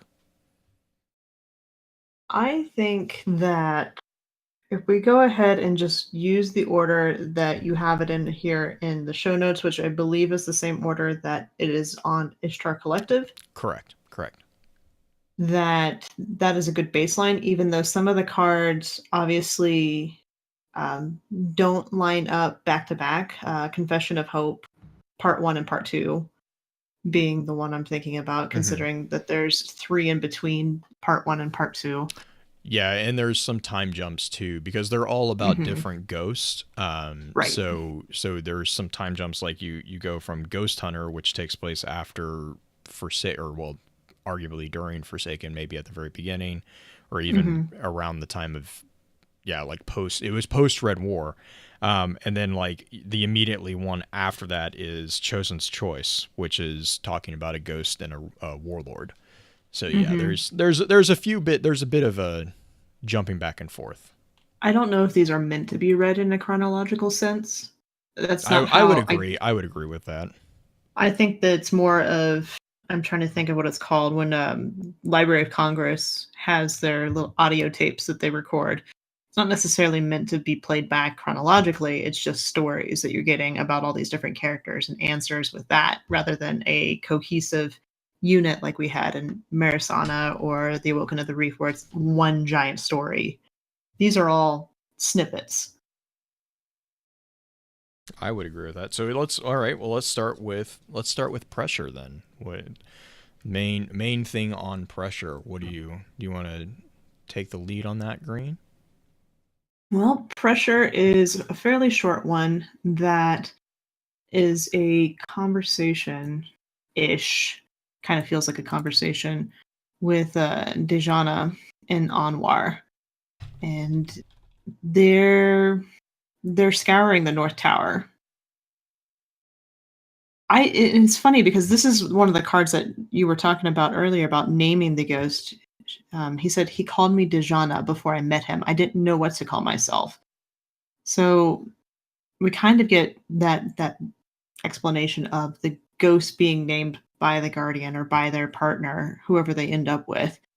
He called me Anwar. You never found yours either, did you? So these both are unpartnered ghost. Speaker names them, right? Correct. And this is where Dejana and Anwar actually also mention their specialties as well. Yeah, I mean, deconstructionist. Yes. Yeah. Real quick, we're gonna jump into Ghost Hunter just real quick, but Dino in chat corrected me. Because we know that Tallulah was still alive when Cyril was running around as the Ghost Hunter. Ghost Hunter actually does take place way early. In the early, I would argue probably in the early City Age, because Tallulah was already a Vanguard. We learned that from Protector of Ghosts when Micah, in his letter to Tallulah, mentions, so Micah's writing a letter to introduce Marcus to Tallulah. So Marcus and Didi are on the way back to the city, and Micah is notifying Tallulah that that is happening, and then he makes a passing comment about Cyril in that entry. So that is, I was incorrect. Ghost Hunter is actually probably early City Age, but it's still after the Chosen's chosen. Mm-hmm. Cyril is really creepy as Was far it- as a character sorry. goes. Was it Marcus or was it Andal? Dino's running me ragged right now. I'm gonna go. Let's take a look at it before we Let's- keep going on here then. Because I spoilers, everybody. I still didn't read this book because, of course, I didn't. Yeah, I'm still trying to catch up. I literally just got done like Maracena, which was a really tough read. Mhm. Drifter's Gambit, and I'm currently on Uldren's book at the moment. I sat for 2 hours last night staring at the last entry in Drifter's Gambit, even after you had got done reading it to me and passed off your ideas to me, Blue. I was still like, what is going on here? Anyway, so yeah, if we're gonna be beating around the bush, let's just kind of take a look at Ghost Hunter, because that one, to me, I've heard a lot of people that speak up about it anyway. Yeah. Is there anything about pressure that we want to talk about though before we pull It's- that I think that was pretty much. I think Yeah, there's we not a pretty lot much to already it. done. Mm-hmm. So I'd be willing to read it if you guys would want me to. Yeah. Ghost Hunter? Go for it. Sure. You want to do that thing, Blue? What does the text say? The speaker's warnings were clear. Always mind the light. If you feel it fraying, you've strayed too far. There are places even the traveler's light cannot reach. Now, here I am, lost in the shadowy pastiche known as the Reef, and not a single tether of light touches me. But that is what my guardian wanted. His name is Cyril, and Cyril called me Strain. I found him on the far edges of Mercury, in a valley that the Vex transformation had never reached. He seemed resilient, unwavering, old, and wise. I'd searched so long for my better half that I didn't hesitate. If I had considered but one moment more, I might have sensed how tired and burdened and tangled his soul truly was, and I would have left him in peace, and I would not be a murderer of my kin. Cyril told me we came to the reef in search of a Woken. He had heard stories of how this far-flung offshoot of humanity had returned to Sol with unparalleled knowledge.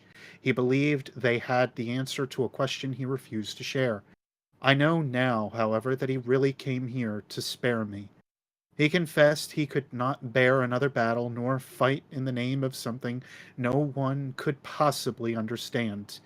Though he could not remember his past, he knew deep down that he had already fought this last war. He couldn't kill me. I was his friend. He doesn't kill friends. He wouldn't kill himself either. That was cowardly, weak. And if the ghost's sole purpose was to raise the dead to kill in the name of unexplainable forces, he could no longer let that happen. He would end the cycle. He would spare his brothers and sisters in arms. He would let the dead rest. Years later, I saw Cyril again, clad in wretched-looking armor, dragging a chain of dead ghosts in the name of peace, still searching for an awoken who could answer the one question that has haunted him since his rebirth. If you are a ghost who has not yet found your chosen, let this be a warning. Cyril, the ghost hunter, will end your search for you. If you are an awoken and perchance have the answer he seeks, please do not keep your secrets from him. Your life depends on it. I see why everybody wanted me to read that one. It's creepy, isn't it? Right? I kind of think I have the answer for next week, Green. I would dress up as Cyril the Ghost Hunter. With the chain of ghost. Good grief. Yeah. And the fact that he kills any awoken that doesn't give him the answers to the secrets he wants. Yeah. This is So once again plays into the whole idea that even if a ghost resurrects you, it doesn't mean it was the best idea. Really placates back to my idea that the warlords were still a bunch of jerkwads. Oh yeah, keep that thought because the next one's going to confirm that even more. Oh my gosh, Oh, yeah, there's so many I of these am cards sure. that do that. Right. I Oh, guess it doesn't really answer the question we had, though, but I suppose we'll figure that out as we go along. yeah, some of the questions, it's interesting because there's the questions presented and answers presented, but there's sorry, I blanked. There's No. questions that are presented at the beginning that Right. get answered later on in some of the later cards. Right. Yeah, Gotcha. and that's what Dino is saying in chat right now. And so yes, correct. Dino, thank you for being the sounding board and correcting my mistakes on this one. Micah is a she, so yes, that's correct. That is actually confirmed in the bandwagon entry. And then it was Andal Brask who was actually being sent, not Marcus. So I had misremembered that one. Still though, still early. Right. So yeah, I mean, so Ghost Hunter actually, I think that kind of ties into one of the questions that we had from you, Green, that what happens to a ghost when the guardian chooses not to be together with them. Mm-hmm. And Cyril is actually not the only guardian that we've seen do this, right? You know, Yeah, there's actually quite a few. Yeah, I don't have that off the top of my head. Dredgen Yor. Well, did it. yeah. I mean, he was the other big one. Now there are a few cards about Ghost who, well, actually the next one will kind of tackle this question from the other side. But I guess, you know, if a guardian chooses to abandon their ghost, I mean, it doesn't seem like there's anything necessarily. The guardian is the one that's lesser for it, right? It's not the ghost. I mean, the ghost feels incomplete. The ghost has a sense of like, you know, like there's a loss there. And maybe like, for instance, the next card, which I promise we are going to get to, the next card mentions that they can recognize that maybe it was a mistake, but the guardian's the one that can't be resurrected. The guardian's the one that loses the abilities. You realize why I'm so interested in these ghost stories, right? It's the oldest of the stories that we know of and have heard of a guardian that gets rid of their ghost. Mm-hmm. You know who I'm talking about. Mm-hmm. There's actually kind it's of Dredgen Yor for those that didn't pick up on it. Right. I mean, making sure we're on the same page. There's actually a ghost story in here about Sorry, a child being resurrected. Who could that be? I don't know if it's the same one that. Hint, it is connected to the Dredgen Yor story. Blue. It's actually, we don't know that for certain. We do just not know that it is for certain. We But know it would it's a child. It would answer so many problems with that particular aspect of the story. But does it really answer anything though? Yes, it does. Well, my questions it does. Okay. So let's go to Chosen's Chosen real quick. This is another pre-Destiny 1 story. And this actually, like I had mentioned, right? This is talking about a ghost who we don't know the name of this particular ghost, and we don't know which individual is being discussed, but a ghost resurrected a Chosen at the time, and then basically watched as arrogance and pride took him down a road that was not what she had intended for him, I would say. And basically he becomes a warlord. And then basically at the end of the card is her watching him go on a raid where he gets killed and then refusing to resurrect him. Did I miss anything? I don't think I missed anything on that one. Not really. It's a pretty dark one. Yeah, like, it's really legit. Dark. Just says I'm not resurrecting him because he's a jerk. Mm-hmm. Yeah. Yeah. He walks away. Wow. And I'm like, wow, the implications of that alone. Right? Like, don't treat your ghost like crap. Well, kinda no, thing? it's the old MMO adage. Don't treat your healer like garbage. Yeah, Just Uh-huh. don't heal you.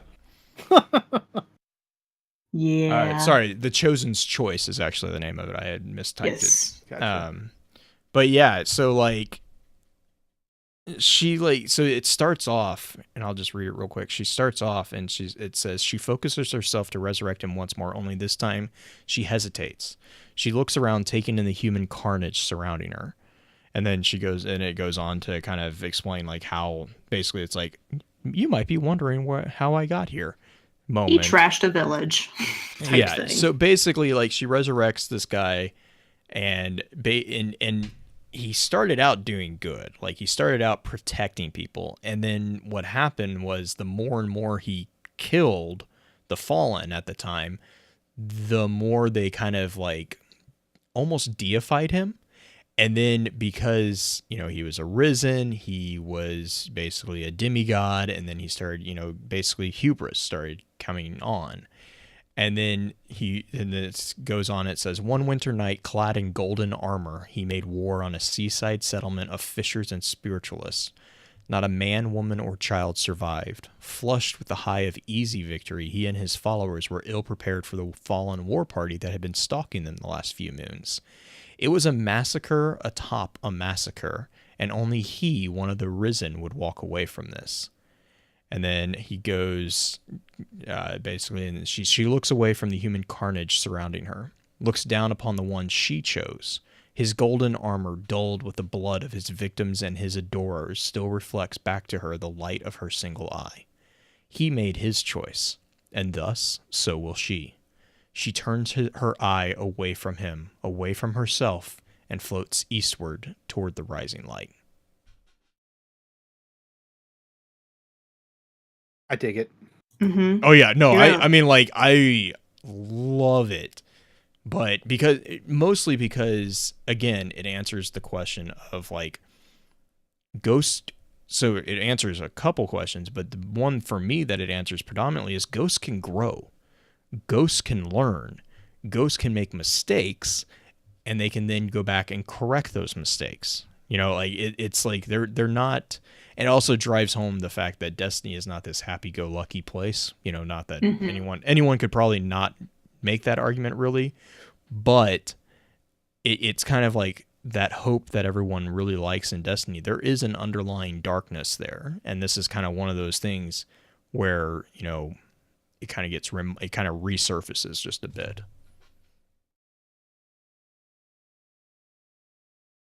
But I don't know I'm if excited you about the guys- next card. No, Okay, I'm you excited wanna about the next card. All right, so go. What's the next card, Green? The We Before Us. Oh, this is good.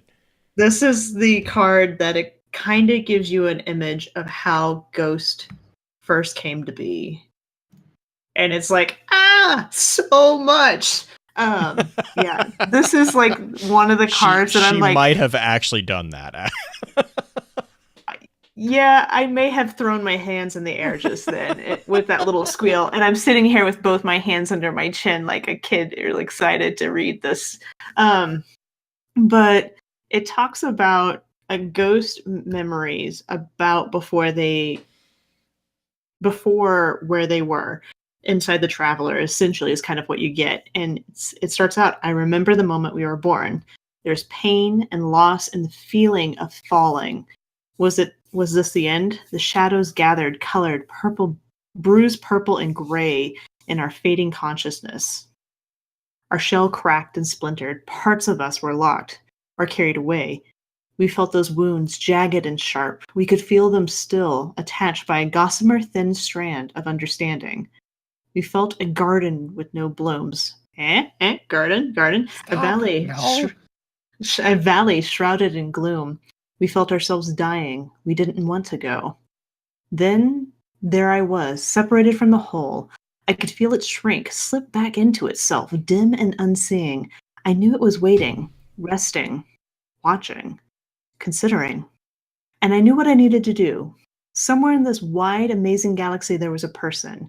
And it kind of continues on this whole line of thinking, like you're thinking what they're talking about, and the fact that they have to find their guardian and everything. But at the end, oh gosh, reading this the first time I cried. uh, at the end, they're so far away from everything that the light is very distant, the traveler is very distant. They're trying to keep themselves together, and it's kind of the ghost struggle before they find their partner. I've seen others of my kind, the other pieces that were once us. Their search is over. They are complete, stronger, braver because they found their counterpart. I am alone. I know you are still out there, that you're waiting for me, but it's been so long, and I'm so very cold. I will rest here and think about us. For a moment cold, where you. And the way that this is written, and I don't do it justice right now because I'm rushing through it.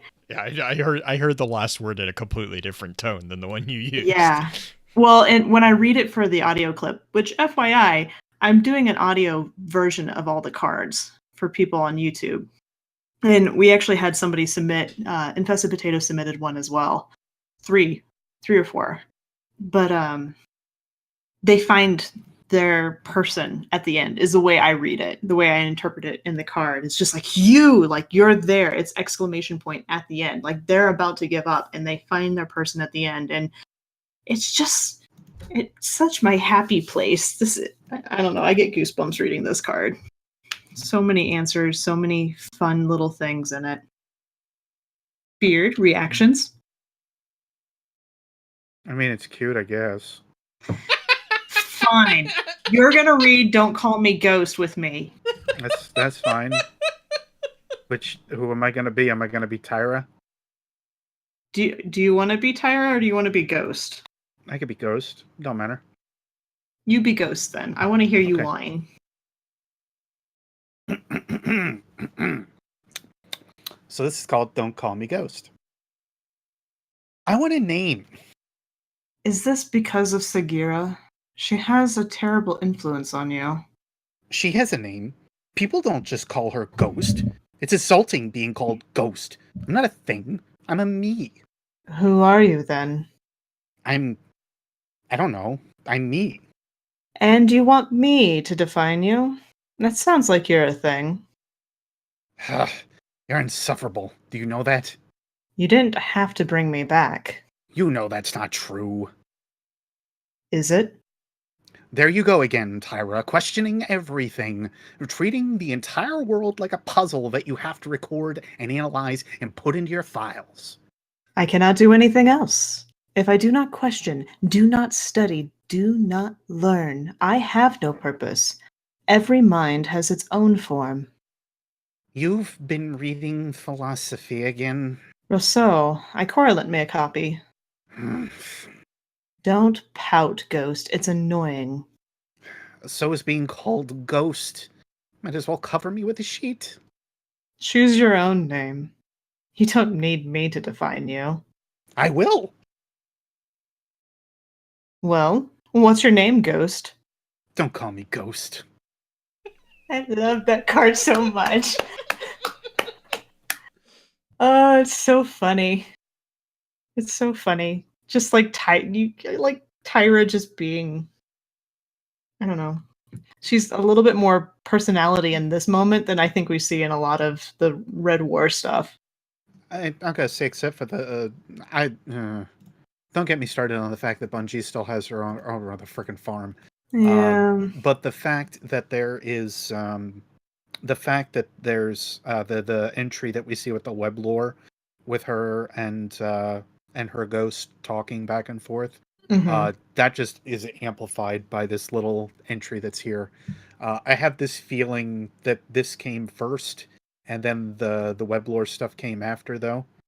But yeah, I can. As far as I like can the see that. writer's creation, I can see that. Also, Black Flag, absolutely. Beard and Tyra are kin. Yes, except for the fact that Tyra is a dirty awoken, and I will never be an awoken. Oh my god. That's fighting words. I don't know. No, I don't care if you're an awoken. You're wrong.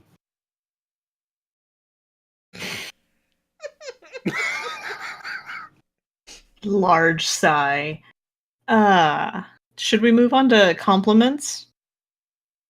Yes, compliments. I'm not complimenting you for being an awoken. I'm not. I mean, Sorry, I I'm had to not get that one in fishing. there. I'm not fishing for compliments from you here. Lord. That's good. I'm not giving them this week, obviously. Oh It's- my it's gosh. we're in rare form tonight, everybody. Apparently. I guess this Mhm. is what happens when I get my vitamin V count in order for once.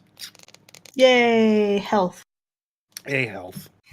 Compliments is interesting because it kind of continues on the path that we sort of get introduced to in the card just prior with the Don't Call Me Ghost, because you notice that Tyra and her ghost are very different as far as personalities goes, and compliments actually discusses that.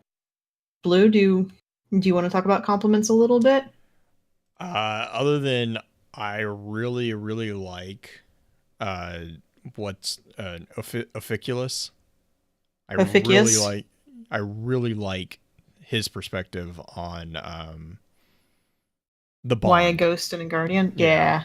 That's what I actually was kind of introducing. And I love that like Segura just totally misses the mark with Ikora. Like, Mhm. don't tell Segura that.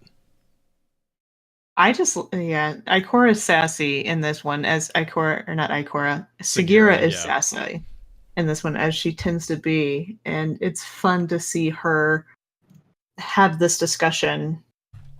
Officious, the fact that Officious essentially says that a ghost is there to complement their guardian, so they're generally an opposite, is kind of what he's getting at, where Segura is there for Osiris to question him and basically be that thorn in his side because nobody else will.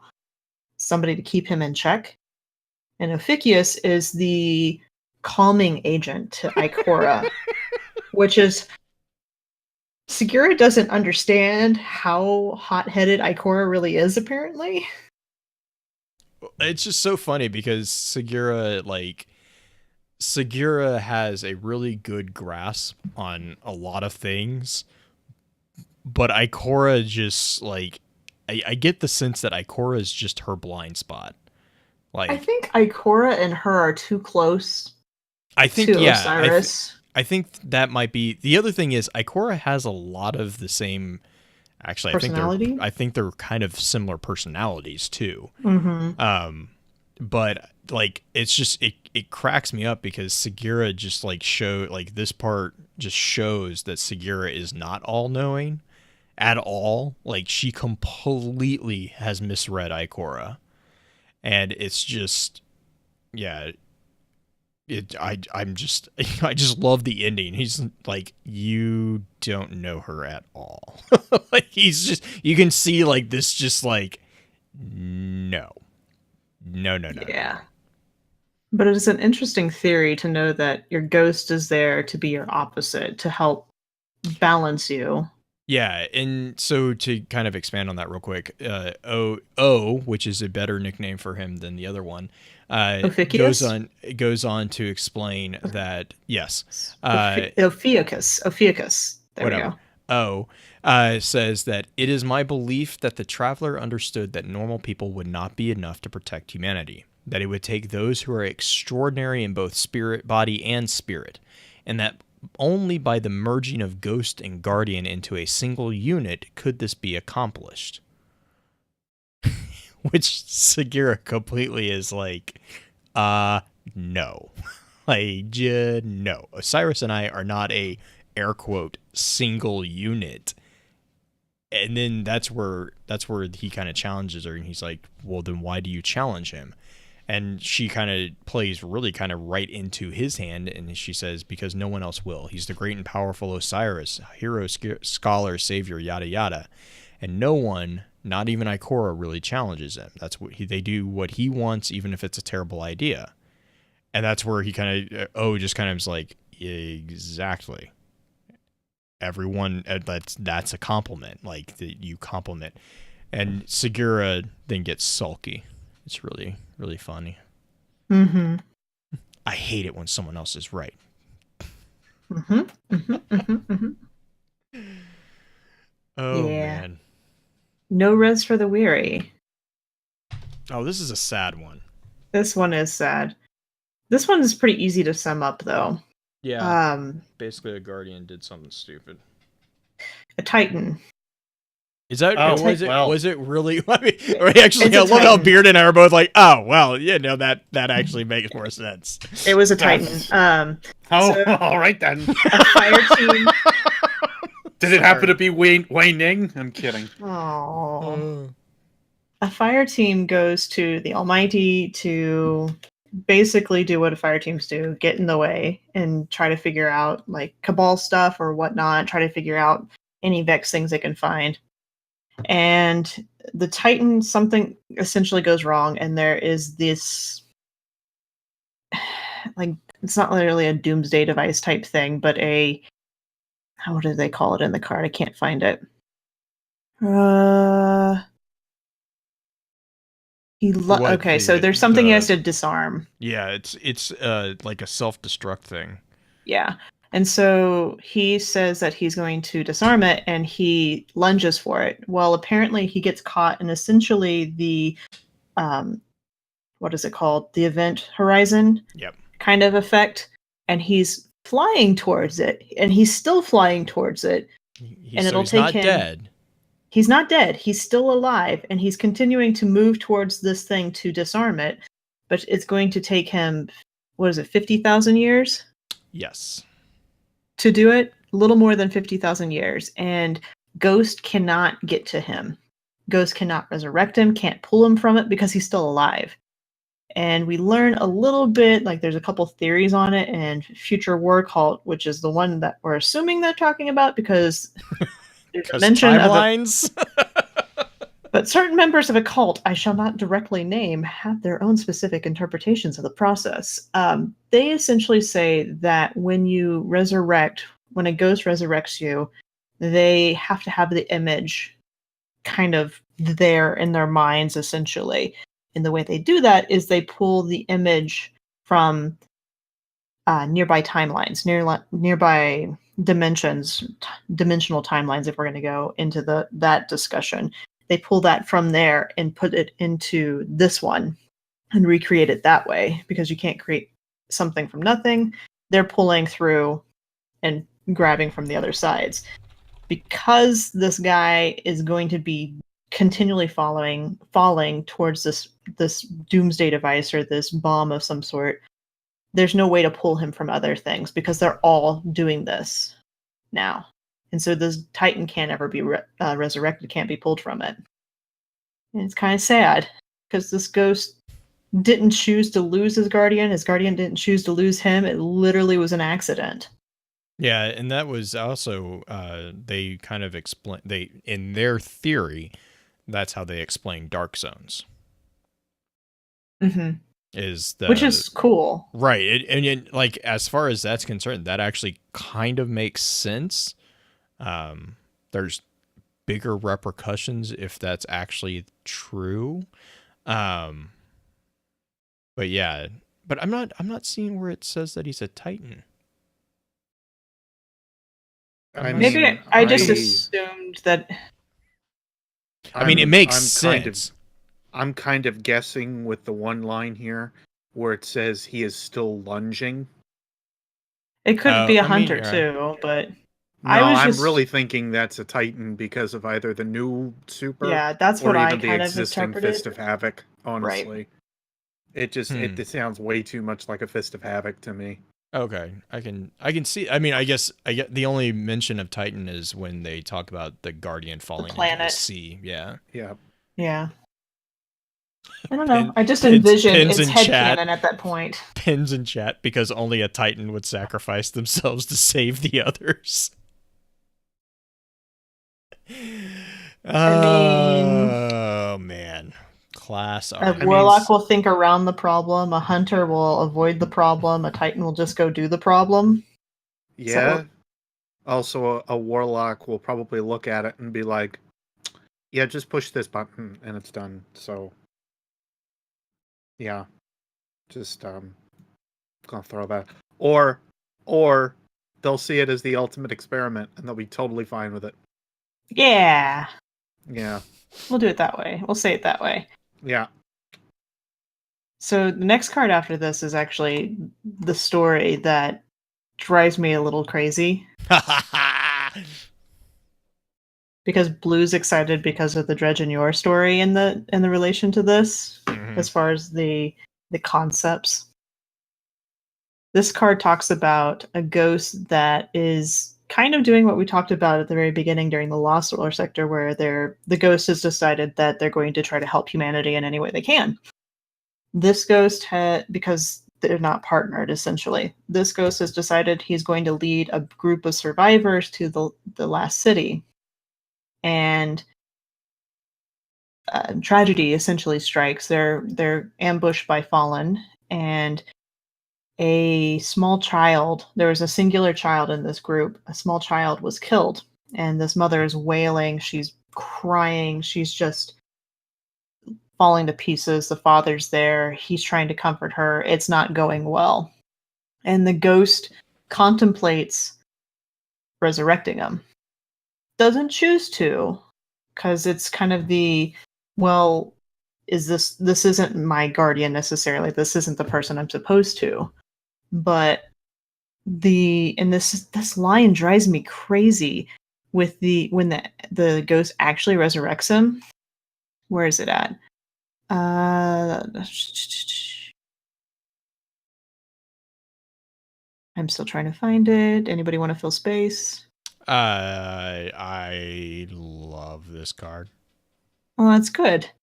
I don't know. I mean, you did a really good job explaining basically the summary of it. I mean, the other thing that I would just like, I mean, this is another one that is just really, really rough to read.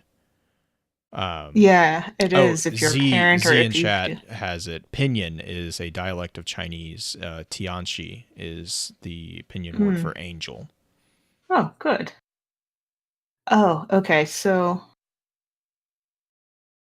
I felt myself expand. So the ghost is watching the mother. I watched the mother as she cried. I felt myself expand. Felt the light that was me intensify. In a way, it was outside of my control, as if something had reached inside me and flipped a switch. A beam erupted from my core and bathed with light the child's small broken body. That tiny paragraph, and it's towards the bottom, bugs me because it makes me wonder if the ghosts really have a ton of say in who they choose. I think it's more I understand, so I totally see where you are seeing that. I read it more as that this ghost finally had that connection that clicked. Felt a reason for it. And so like, because just before that he says, "Was it not my purest purpose to deliver hope? Every hero raised fought not for themselves, but for the whole of humanity. If saving one life, if redressing this one terrible loss was not a worthy cause, what was?" And Right. and then, like, you know, he's watching this mother, and just like it. But he starts to immediately regret because he doesn't know if it was a good choice. He starts questioning. I don't know. Regret's a strong word for it, but Right, because right then he says, "I looked down on him, and pride began to well inside of me. I had done what was right." he also said, "Have I saved the child or doomed him?" Right. Oh yeah. I mean, you can I still mean, do there's the right choice. I mean, watch any superhero movie. You do the right Right. thing, and you can regret doing it. Like, just because it's the right thing to do doesn't mean it's going to fill you with sunshine and, you know, rainbows. Yeah. Like, it's not necessarily, the right thing's not always the easy thing. This is true. It is one of the sadder cards. It's not the saddest card, I don't think. It's not the saddest card, but it definitely also is a card that, if the theory that this child is Shin, which there's a lot of alignment with some of the story that Shin has told. If this is actually Shin, yeah, this answers a lot of questions about that entire story arc. Like big shout out to Taylor B, because he actually wrote a article over on our website about this exact thing. Because this entire this aspect will explain how Shin was able to do what he was doing without breaking the kind of the one little piece of canon that we do have about the Guardians, is that they have to be dead before they're resurrected. Like this will redress that particular issue. Yep. And then also, we'll see. We'll talk about this in part 2. But it also addresses the other odd thing about Shin, which is his parent structure. Like there's a line in fragment last word, I think, where he makes a comment about his third father. These 2 cards also explain that, if this is Shin. I mean, it's an assumption. If this is indeed Shin, and Dino just put this in chat. If this is indeed Shin, the only question is, where is this unknown ghost? Where is Tianchi? Is Tianchi gone? Is Tianchi dead? It's just like there's so much that connects this child to Shin. No, I'm gonna read them before I even comment. No, I mean, right. Like, I would. There's a lot of problems that I'm seeing here right now. Yeah, and I definitely think it was intended to at least hint or feel related back to the Dredge of Your story and the last word and all of that. I really think this was to help answer some of the questions that we had about that story in particular, and the problems with Shin being resurrected or not resurrected, or whatever happened with Shin. It's just, I think it was meant to help explain it. Maybe it's not exactly him, but there are a lot of things that lean both sides of that line to say yes or no. Mm-hmm. Oh yeah, no. This, and to be fair, there's never a name dropped anywhere for the humans. And even the ghost name isn't really Tianchi. You know, they named the survivors named the ghost Tianchi. He just didn't object. Like, he was just like, whatever. So something I wanted to note, actually, too, by the ending of that paragraph that you had read too, Green. I also kind of see that portion of Tianchi, or whatever this ghost's name is to him or her, that it was more of like a paternal bond in a way. Like, all of a sudden, it kind of almost showcases that ghosts have a kind of paternal feeling to them. Like, they feel bad that a kid died, or they feel this, that, or the other thing about it. But anyway, yeah, I'm wondering if there isn't something that's somewhat connected to that. Indeed. Anyway. Well, the next card, we kind of talked about at the opening too, with the Watchful Eye. This card reads like a poster, kind of a poster child ad almost. Like, come and work for the covert spectral network type thing is what it kind of I love Link. Link is, we are small, we are few, but we are brave and we are heroes. And it's like, we are Legion. He's the brave little toaster of this book. I mean, he really is, and it's a cute, lighthearted story to follow this really dark and sad one. Dido in chat. Have you not found your guardian? Are you still unconnected? Come join the Spectral Network. I was real tempted to actually make that my bit for the summary. But there's too many sad stories for me to like legitimately feel like I wasn't offending somebody. Oh my gosh. It's so true. Yeah. That's pretty much that card. Into the Fray. This one is funny, but also a little sad, but also slightly terrifying. This card is a story about a ghost that finds their guardian just as a Cabal mining lander or mining rig Oh is gosh, setting down. It's a public event. Into the Fray. Yeah. Mhm. Love this. The ending of this card is awesome. Oh my gosh, this card is so, it's like gut wrenching because you can see it. You can see it happening while you're reading it. Ghost finds their guardian just as this mining rig lands, resurrects their guardian, and is it killed? The guardian is immediately killed before their second breath. Yeah. By slug rifles. Is that what it is, or is it the mining lander? No, so basically the ghost finds the individual, the woman. I swear I read this in my head canon. It's like Ikora. It's Ikora. I actually read this as Wei Ning. It could be too. Because I know that Wei Ning's ghost is isn't this female ghost? I thought it was a female ghost. I don't know if it, maybe it doesn't. It doesn't name it. I honestly just read it as, and it's later on, but I'll explain that in just a second. But no, so like the ghost finds the woman, and it was, her body was right in the landing path of the mining rig. Yes. And so because basically what happens is like, in order to initialize the resurrection, you have to have a body. Like you can't not do that. So she has to the ghost has to resurrect the woman like immediately. And I'm trying to remember. She's rezzed.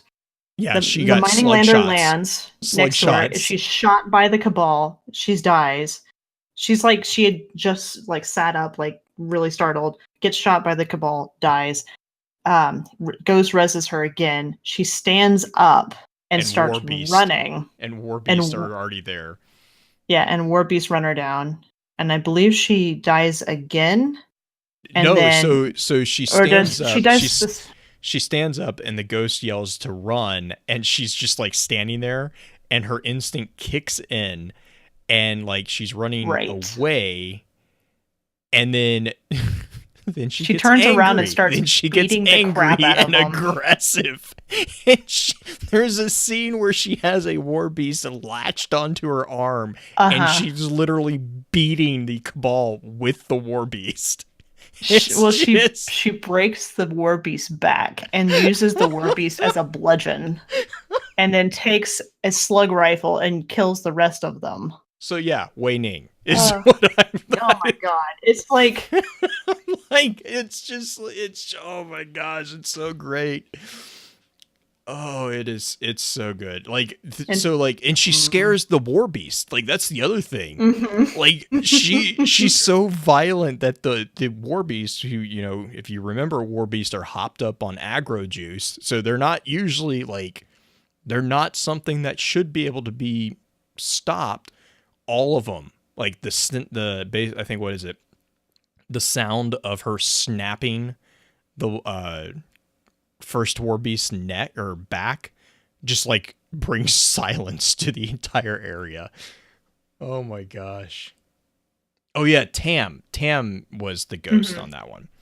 And yeah, and Tam tries to warn the Cabal, like oh my gosh. Oh, it's so great. Oh yes, Tam. So this isn't Ikora because this is Tam. So yeah, right. Obviously. So it couldn't be. And the ghost is a male. Correct.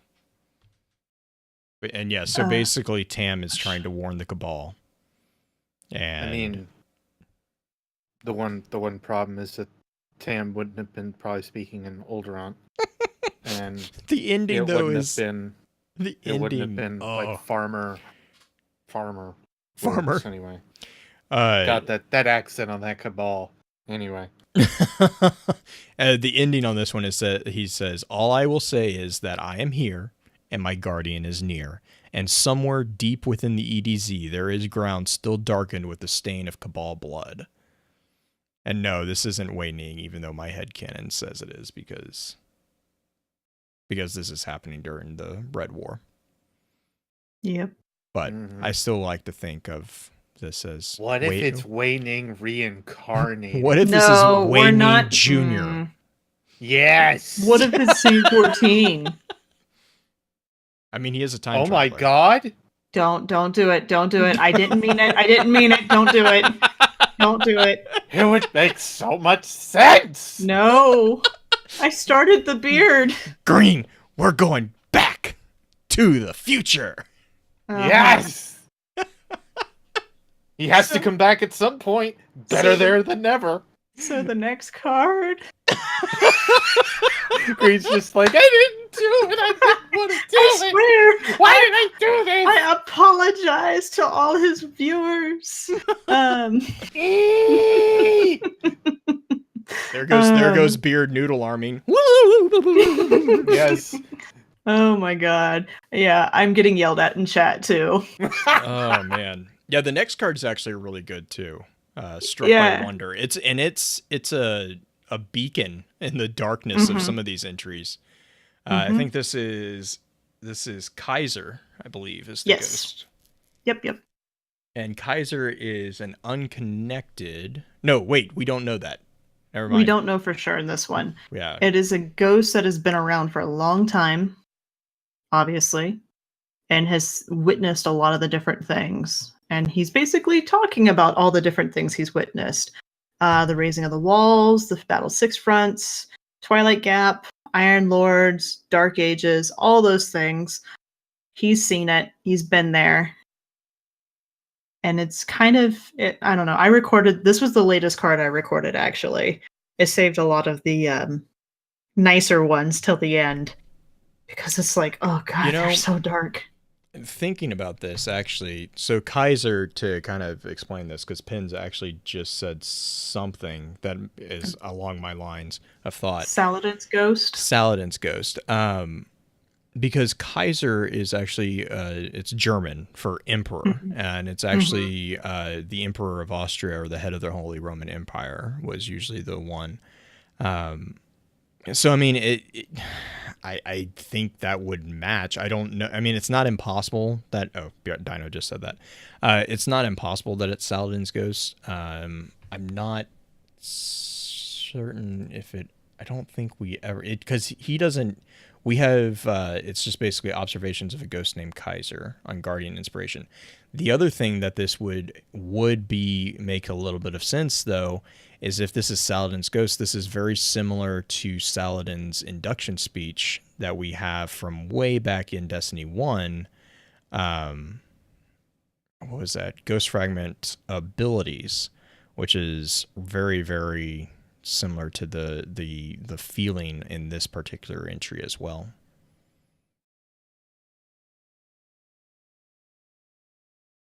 And then we go back to Sad.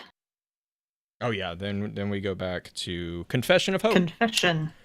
Part 2. Part 2. So this is where Tianchi actually has to leave, really. He doesn't necessarily, I mean, he kind of abandons them, but really what he's doing is he's trying to use his light to tease the fallen away.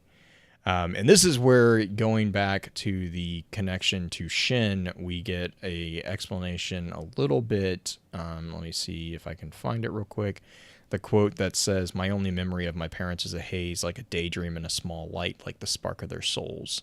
It's not anything I dwell on. They left me early, taken by dregs." In this entry right here, we hear about how his mother is killed, and then his father basically just through grief and fear tries to help her, and dies as well. And so the child that has been resurrected has orphaned. So there's one set of parents gone.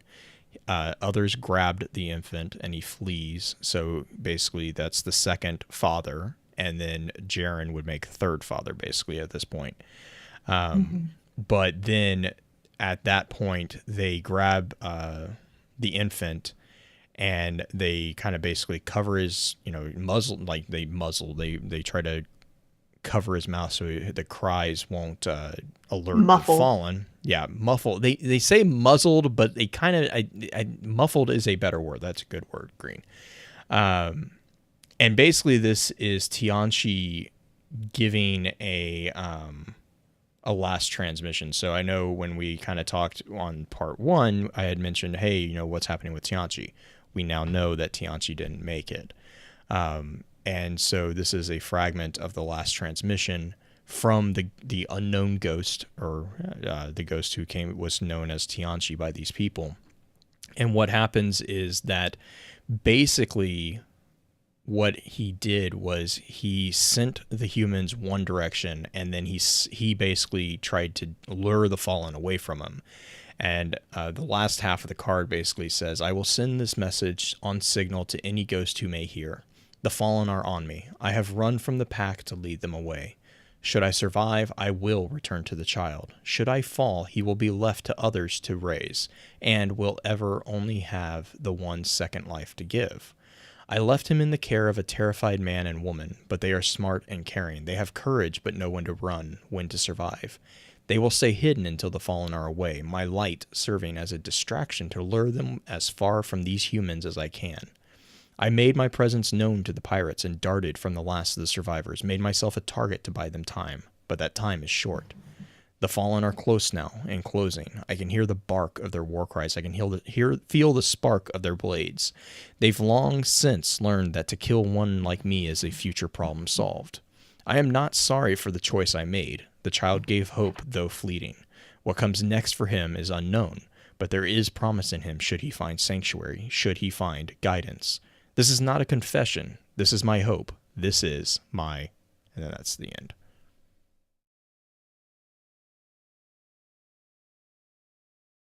Yeah.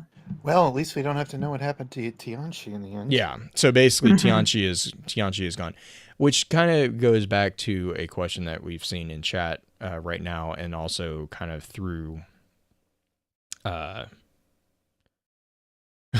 Flag. This is my last word.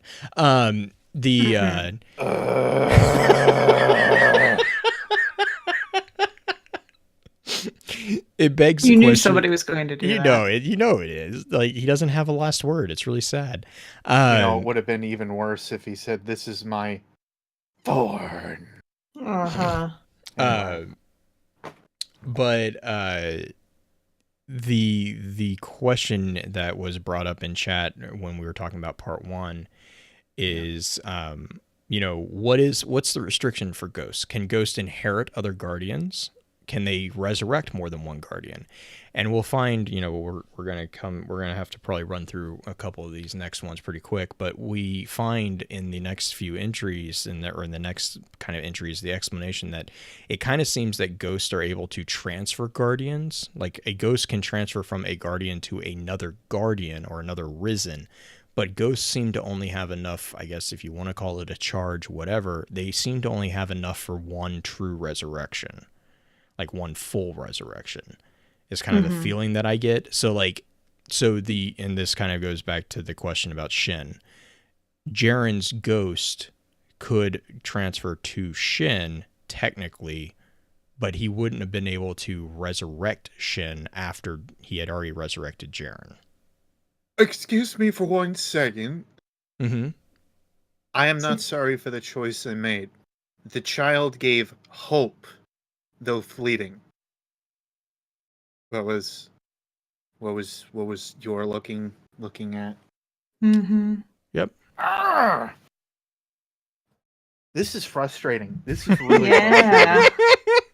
Little teasers.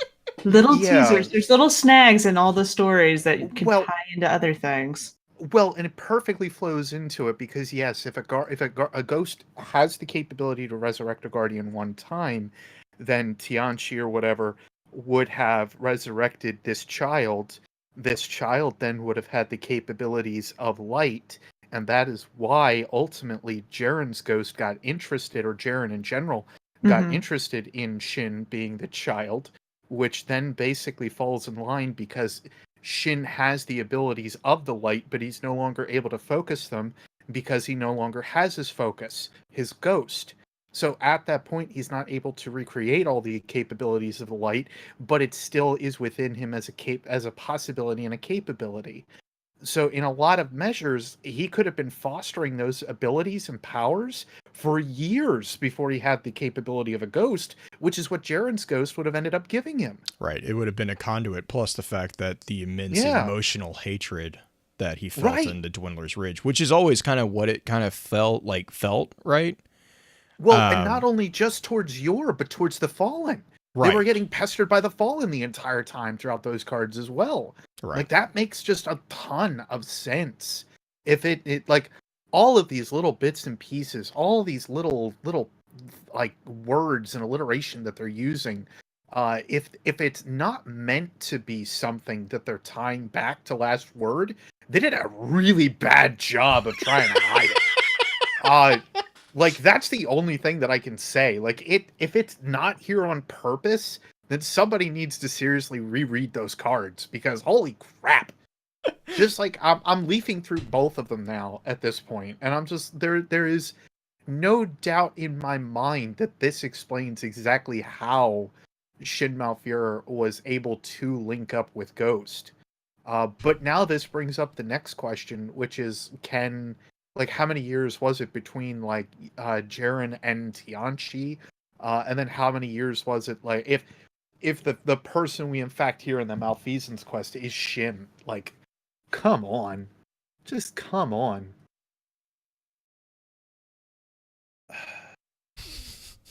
I'm gonna trigger some people here. Been like the But orphan Shin kids. could have been like the orphan kids in The Last Jedi. Oh, Oh man. God. Oh God. So, anyways, let's jump Yeah, real quick. before I really keep going down that rabbit hole, because I'll be here all night. Heroes Requiem. Basically, this is Shiro 4's ghost, which, interestingly enough, we still don't have a name of. Is basically speaking in memorial to Cade and Sundance, by telling the story that Cade would always tell about his first resurrection, which is hilarious. And basically he runs off a cliff. That's pretty much the best part of the entire card, is Cade's retelling of running off a cliff.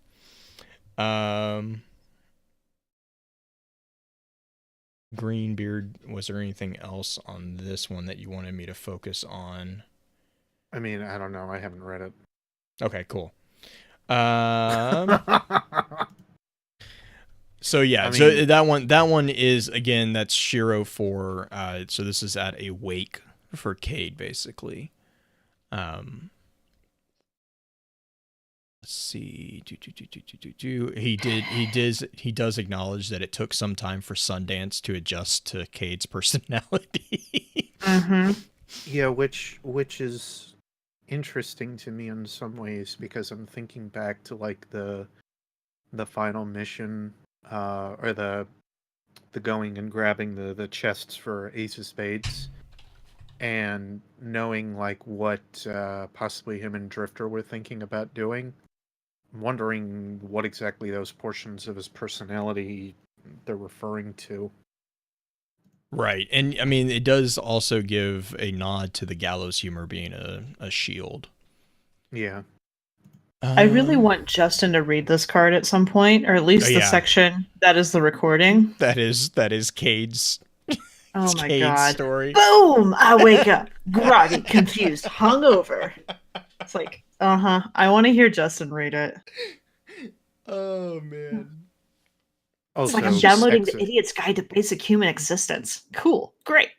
Yeah, it's good stuff. The best part is the explanation of what he does to Sundance. Oh God! He spikes her into the ground.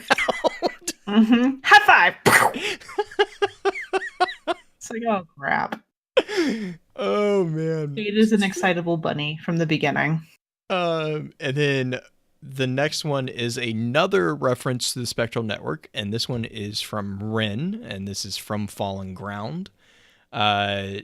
It almost feels like this is during, like, somewhere in the Plague Lands, I feel like. I mean, I don't know if it is or not. I'm not remembering, actually. I think it might be from the EDZ.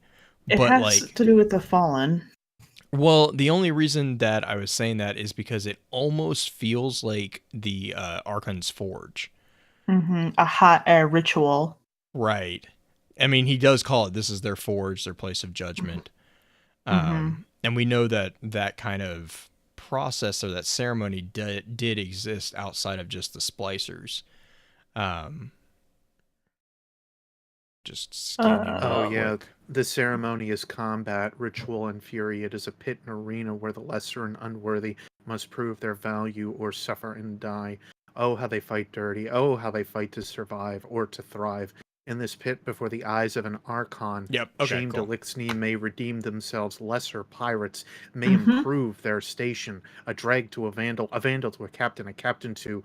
This is their forge, their place of judgment, their trial before their betters. This is what we are up against. Kill or die, thrive or perish. They have no use for the weak, and they watch and cheer and scream as their Archon looks on. But I have become careless. The fervor becomes a distraction, and now the Archon's eyes have found me, and I am too deep to run, and I think he is smiling. So yes, Forge. Yeah, certainly feels like it. And again, yeah, the forge itself is not a splicer only thing. But yeah. So the next card, Ghost Community Theater presents. God, I was gonna skip this one because this one I think it's it wasn't a good one at all. it's funny. It's Deep. funny. Oryx I the just night. like- Enoch Bass would be Oryx? Get out of here. Oryx the Nightmare Daddy. Why are you I making think Iranuk and Irhalak not even the same thing? What is wrong with you, I Dennis? think it's so funny. Sweeperbot. It's so funny. Pixie Ghost of Arianda Greece. Or Arianda, right? Ariandne? Gosh dang, I can't ever say that first name. And then Ariana Gris? Sweeperbot. Thank you. But I love Ophiuchus. His Ophiuchus, the Ghost of Ikora Ray calls it. We're gonna come back here. You're gonna basic narration composition. Oh my god. Or no, that's Ghost. Ghost comes That's back. Ghost. Yeah. That's Ghost. Ghost of Higher Current. O It's just just like- doesn't say anything. Yeah, O is just like judgmental silence. And it's listed in the credits like the acclimates. There we go. Accolades? There we go. I'm starting to get tired, guys. But is the dialogue meant to come across so sexually charged? It's so funny. It's like I just love how the writers were like, we're gonna do this. This is happening. Like, this is just us having fun with the story a little bit at this point. Stories I feel do like this- have rules, you know. I feel like this is the what is it?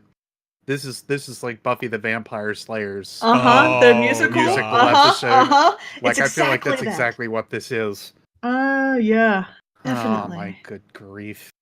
And only if Firefly lasted long enough, they would have also had a musical. They would have. Also, I find it funny that Lord Shax is the one talking about sexually charged. Moving on. Hey, look, he has the Tempest memorized, okay? Or at least his. I don't think it's him. I still don't think it's him. Anyways, all right, so difference of opinion will bring us to the Peregrine Institute of Higher Learning, which is where we have the and in this one they're called Peregrine. unpartnered. Mm-hmm. Whatever. This is where they're called unpartnered or unconnected. So this is It is- I love this Balthazar one. and Peach, and this is hilarious. Like, this is another I one love that this one. really Should we're read not it? going to be able. I don't know if we have time, and I really don't want to not read it, or I don't want to read it if we can't do it justice, because it is hilarious. Peach is such a snark. Like, Terrible question. Terrible question. Great question. Terrible question. Terrible question. I want to read Peach. I could be Balthazar. All right, go. All right, here we go. Yay! You're gonna do the questions, right, Blue? Yeah, I'll do it. So the transcript of the Q&A session is as follows. What is the traveler in your understanding? Great question. Terrible question. In a sense, it's the only question. The Traveler is our primary, our mother, the primordial and the pinnacle, a dear friend. The ghost of Pajari once compared the Traveler to a song that has never been sung. Look, the answer no one likes to give is that no one knows what the Traveler is or anything about it. Not even us. We know she wished for us to raise guardians, to be her avatars and defenders. Do we, though? It's just because we can do that doesn't mean we were made to do that. And who says it's a she anyway? Why does it need a gender? The Traveler, in her omniscient wisdom, looked into the past and the future, and from all the generations that emerged from the cradle of Earth, she chose the best of them to be her champions. Each ghost has loving and carefully created for their... Each ghost was lovingly and carefully created for their one true guardian. The ghost and guardian complete each other. If that's true, then the Traveler's kind of a jerk. Excuse me? Look, I know tons of ghosts who died before they ever found their guardians. I know some ghosts who haven't even found a guardian. You haven't, and I haven't, but I don't think I'm incomplete because of it. I have the humility to recognize my own shortcomings and to submit myself to the Traveler's plan. Do you remember being inside the Traveler? No. I do. We call it the womb. I have never and will never call it that. Imagine a cosmos inside a bottle, trillions of stars orbiting each other in a complex weave, but they aren't stars. Perhaps a better word would be souls. Souls dancing in an infinite space enclosed within a celestial egg. All right, which is it? An egg or a womb? It's called a metaphor. Well, then pick a metaphor, not 12. Well, what would you call it? I wouldn't call it anything because I don't remember it, and I don't think you do either. Some people say that each ghost is an aspect of the Traveler. That is to say, that each ghost represents a part of the divine whole. Would you please? This is unbecoming. First of all, that wasn't a question. Second of all, third of all, I am part of the Traveler's brain or soul or whatever. The Traveler sure isn't divine. I'll tell you that much. What will you do if you never find a guardian? I shall find a guardian. The Traveler has willed it so. Did you get that in writing? It is true that some ghosts die before finding their partners. If that happens to me, then I suppose I will do nothing, since I will no longer be. But I have faith. If I never find my guardian, I'll go steal someone else's. I hear Sagira had a good time with that. If you could eat, what would you eat first? Finally, a good question. We do not know the desire for food, our semi-corporeal form. Nectarines. Or hot sauce. Oh, or crickets. Crunchy roasted crickets. Crunchy food sounds so fun. I wish I could get cricket carapace stuck between my teeth. Oh, here's a question for you. What's it like to have teeth? Is this over yet? I love that card. I've never talked about crickets like that in my life. I feel a little weird now. What's it like to have teeth? What's it like to have teeth? I couldn't help myself when I saw the metaphor line. I was like, I've got to pull the Asher. I got to do it. Good stuff. Oh, man. So, and that will bring us, that will bring us to Protector of Ghosts, which is the one that Dino had corrected me on earlier. This is from Micah to Tallulah. This is basically a letter that is explaining that basically Micah apparently is the den mother for Ghost, which actually is explained also elsewhere where we see, I believe it was Shinobu, when they were making the Six Coyotes. Shinobu mentions Micah sending people or sending guardians to the wall to help. And so this is kind of an explanation there of what Micah is doing. Micah has basically found, or one of the second to last ghosts of her current pack found Andal. So she says, he has taken the name Andal Brask, and I believe he will be trouble. So, she's got a bit of a foresight on that one. And then, These yeah, last so few months we've enjoyed the pleasant absence of Cyril. You don't say. Yeah, and then now I feel more confident that we lost him in Australis. If he tries to hurt my ghost, I will rip his throat out. Australis, maybe. I'll have to. So yeah, and then basically it's Micah saying, they have just one ghost left, the runt pup, and then once pup finds, his guardian, she'll go get a different pack, a new pack, and then basically she says that she has some interest in going out into space, because she's seen some of the ghosts that are actually going out in space on their own, and she feels that she wants to protect them that way. So, and then she ends and she says, I hope you're not feeling too cooped up. You're still doing good work, Talu. And as they say, better you than me. Thank you, Pens. Cape Horn. So I was looking at Australis as well. A star system in the constellation Ursa Major, a binary star, which it's actually Alula Australis. So it's like it can be led with a bunch. There's also the Aurora Australis, known as the Southern Lights. And then there is also an elm hybrid, which is a type of tree. That's just the name of Australis. Additionally, it is a type of enemy in the video game Dino Crisis 3.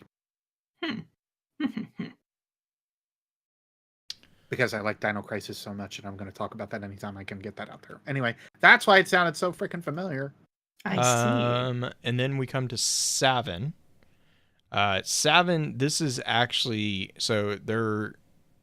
It's your ghost. No, Savin is actually, there are two Savin cards.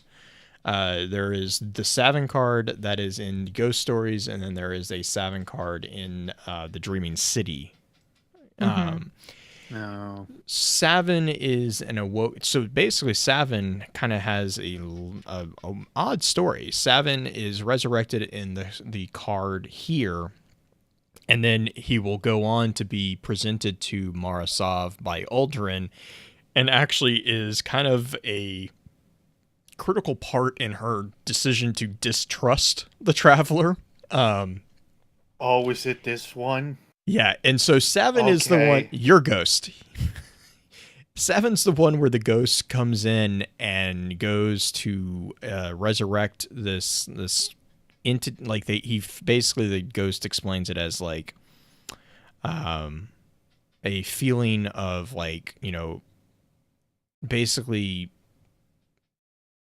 he's belonging. Not the smartest. He's not the smartest one. No, but I mean, I guess it's like, it's more of like he's been searching for so long, and like he finally finds this place inside the Gobi Desert, and like he like goes in and he feels and then he starts freaking out because he starts resurrecting, or he basically finds, I think it's a refrigerator, and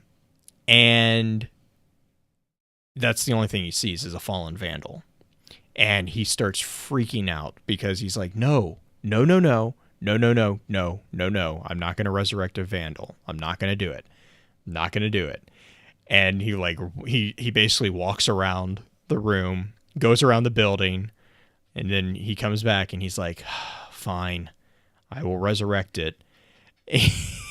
And he resurrects what he thinks is the vandal, and the awoken that was underneath the vandal is brought forth. Because the ghost is not that bright. Nope. It was just really funny, though, because it's like you completely missed the awoken that was underneath this vandal. This is not the dumbest ghost that we see, though. least I No. don't think. Oh God. I mean, no. Dee Dee's play is pretty well up there. No. I mean, just wait till the next card. Wait Pulled till the pork next is one. next. Pulled pork is got. Oh my God. Pork is got it.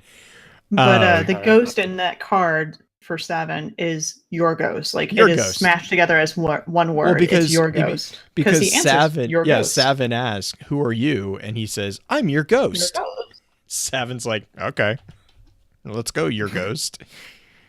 And then yes, pulled pork is next. Mhm. Green, do you want to take pulled pork? I'd rather you explain pulled pork, and I'm just gonna laugh because So pulled pork I just is facepalm.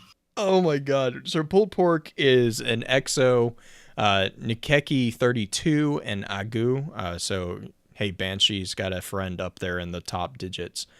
Yeah. And it also has a acknowledgement of the internet has still around. Mhm. So we have VanNet, and apparently we have Reddit and eBay still Which there, is hilarious. which is really funny. They're Revised both still Crucible. filled with salt. Yeah, because that's the next thing. Revised Crucible rules are garbage. Blah, blah, blah. How does this have like 300 comments? Where's the juicy stuff? And so then Agu kind of is like, oh, look, hey, it's pulled pork. And pulled pork is explained as, quote, a very sweet, very earnest ghost that has been looking for his guardian for about as long as they can remember. Pulled pork is not his real name, but it feels right, like calling Mara Sov by her full name instead of just her forename.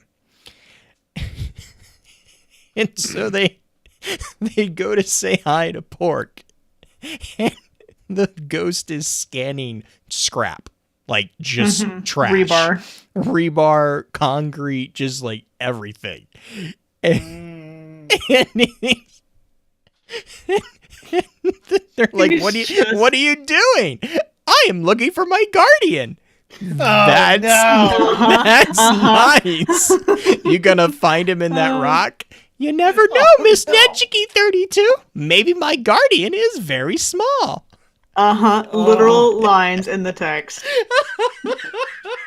Maybe, but you might want to consider scanning the dead, buddy. That shell is pretty snappy. Is it new? Yeah, it was a gift. And thank you for your suggestion. I have considered it.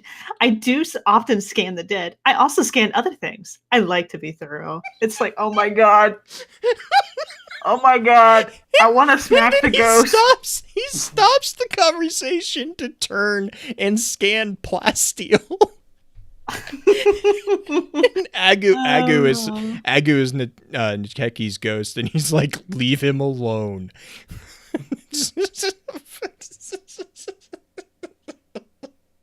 It's just like, oh, you feel bad. Oh my God. You know he gets bullied, and you feel bad. And then the ending is like, Agu's like, if he goes through everything in the reef, he might find someone eventually. There's plenty of bodies floating around here. And then Nichi was like, yeah, that's what we said when we found him on Mars. And that was before Twilight Gap. And then the ending is, who knows, maybe he'll get lucky and find the greatest guardian of all time. Let Beard sit on that for a bit. Oh no! Oh no! No! No! Do you need to rewatch the opening now of D1 and Oh, see God. if he was scanning the cars? But he was! But he was! Oh no! Oh God! No! Oh!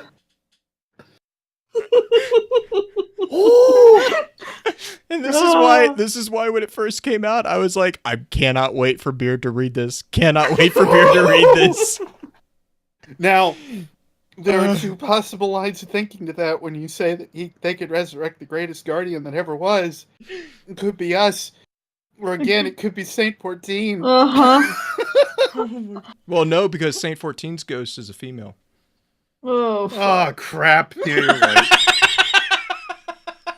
Oh no. Guys, our ghost is an idiot. Ah! I can't see the screen because the tears in my eyes. Oh, Oh man. oh god. And then It makes and then, so much more sense. and then we Why get does to- it take so long to decrypt anything and open doors? Yeah. Oh god. He's got ADHD, guys. He's too thorough. He has to go through every little thing. Oh my god, it makes so much sense. That's the Eris, best part you is were when right.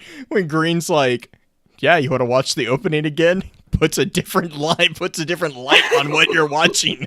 No! I don't want to do it! Because I already know that scene way too well! Uh-huh. That's exactly what he was doing! Scanning cars. Oh my god! I'm broken, that's it, I'm done! Show's over! That's it, guys! How many cards Game we have? over. We have a few more cards left. I got 4. No, game over, that's it! We're done! Beard's like, I'm done. Pulling the rip card. Closing down the channel, guys! My ghost's name is Pulled Pork and I can't stand it! I'm done! I'm glad that everyone named their ghost because it should be pulled pork. And Apparently. No. uh, This is why you refused to answer at the beginning. Maybe. So next we have Who Guards the Guardians, which is actually kind of like this is like the roller coaster piece of the entries because it's like hilarious, and then it's this one, and this is basically we don't have a name for this ghost and we don't have a name for the Guardian, but basically this is during the Destiny 2 campaign. The Guardian is fallen, the ghost is still present, but their light has been cut, so she can't he can't resurrect the Guardian, and so the ghost is basically guarding the Guardian's body and just trying to stay by, and then the Cabal find them, and it doesn't end well. It's really sad. So that's a Sobering. yeah. Now The next card doesn't that, help it either. Now the tears are from a different one. Yeah. The next one is whether windmills or cranes, and honestly, I just refer to this one as the Don Quixote card because that's exactly what this one is. This is Panza, is the ghost in the card. And basically what happens is Panza is lamenting the unfortunate necessity of leaving his guardian to remain unreturned. And basically the reason why is because his guardian kind of just went insane. And not in a like nefarious evil way like Cyril. Like he didn't really go, I mean he kind of does at the very, very end, but like he's not like dangerously psychotic like Cyril is.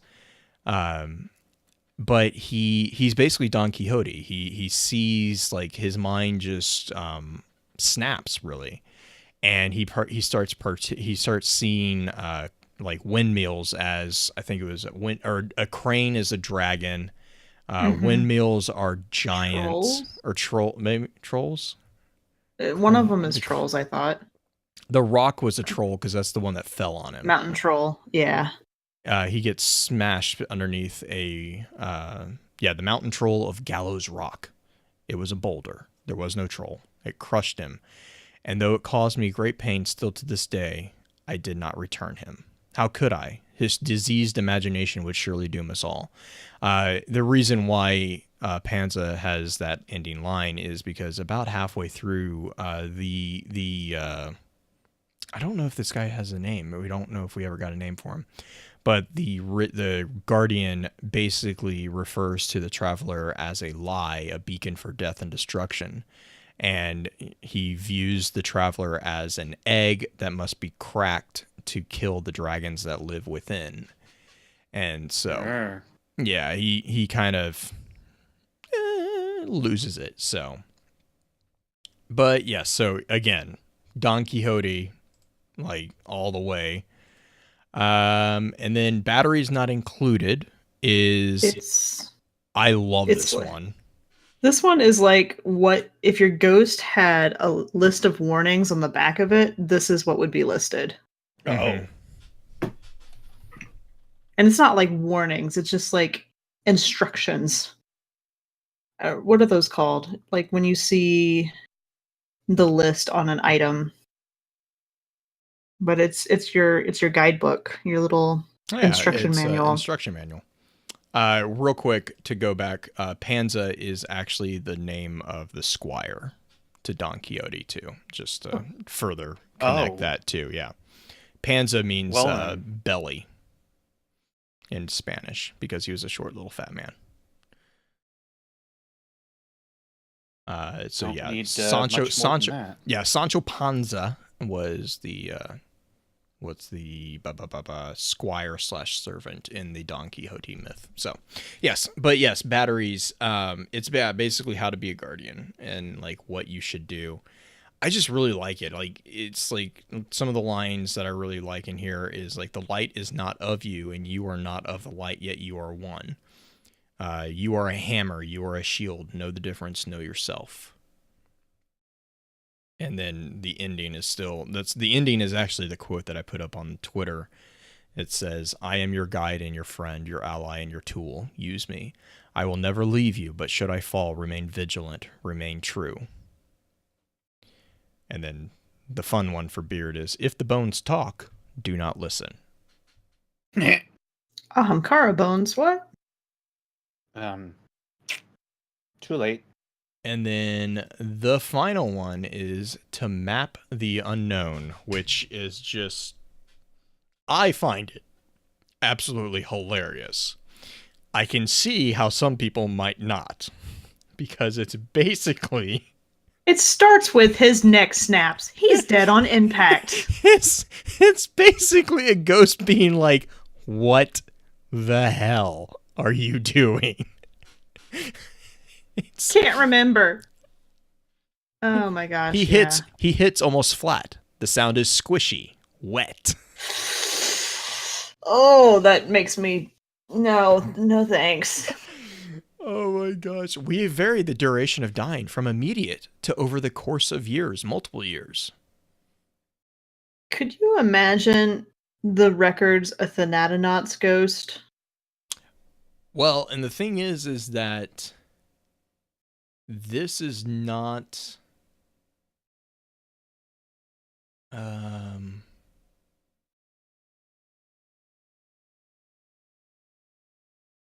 want to say this was not a Thanatonaut, or this was not a... I'm not saying that this one was, but this person just sounds like they were... He definitely has the Thanatonic obsession. But I'm almost... I want to say, like... I got the feeling that this wasn't a warlock. No, I don't think it's a Thanatonaut or a warlock necessarily. I think it's more somebody, maybe like a hunter, and this is kind of gallows humor taken a step too far. Well, but like, I mean, he's upset. I'm also really intrigued by this. Like, we varied the duration of dying from immediate to over the course of years, multiple years. Like, are you understanding that to say that he left the Guardian dead for multiple years? Excuse me? I don't know. Right, Beard? Right, Beard? Right? That's what I'm... Where's that line? Where is it? I'm sitting here writing something, and you say that, and I'm like, wait a minute, I gotta... Vary the duration of dying. No, I read that as the duration of dying itself. Like the actual process of death. Yes. Okay. That's how I'm interpreting that. Because that makes more sense. Even then, though, it's like, is that dying of old age? Are you allowing your guardian to... Age? What? Yeah, that's what bugs me about that line more than the possibility of a guardian being left dead for so long. Everyone in the chat's calling this a Thanatonaut. Where does it say that it's a I mean, I know it's like somebody researching it. He's questioning the repetition of his guardian's Thanatonatic technique. Mm. But that doesn't necessarily say that he is a Thanatonaut. correct. I mean, it strongly implies it, but It does. Oh, goodness. Oh, all the ghost stories. I think they're fun. I'm really glad that the writers decided to do this. Like, have a book about these small stories like this, because it just gives you so much flavor to what happened before us. I agree. You know what I mean? I think that your summary said that really well as in addition. I enjoyed this one. It was much, much lighter than the other two I've had to read. Well, other two that I read and recorded. Bluebeard, do you have any final comments? Since Blue sounds...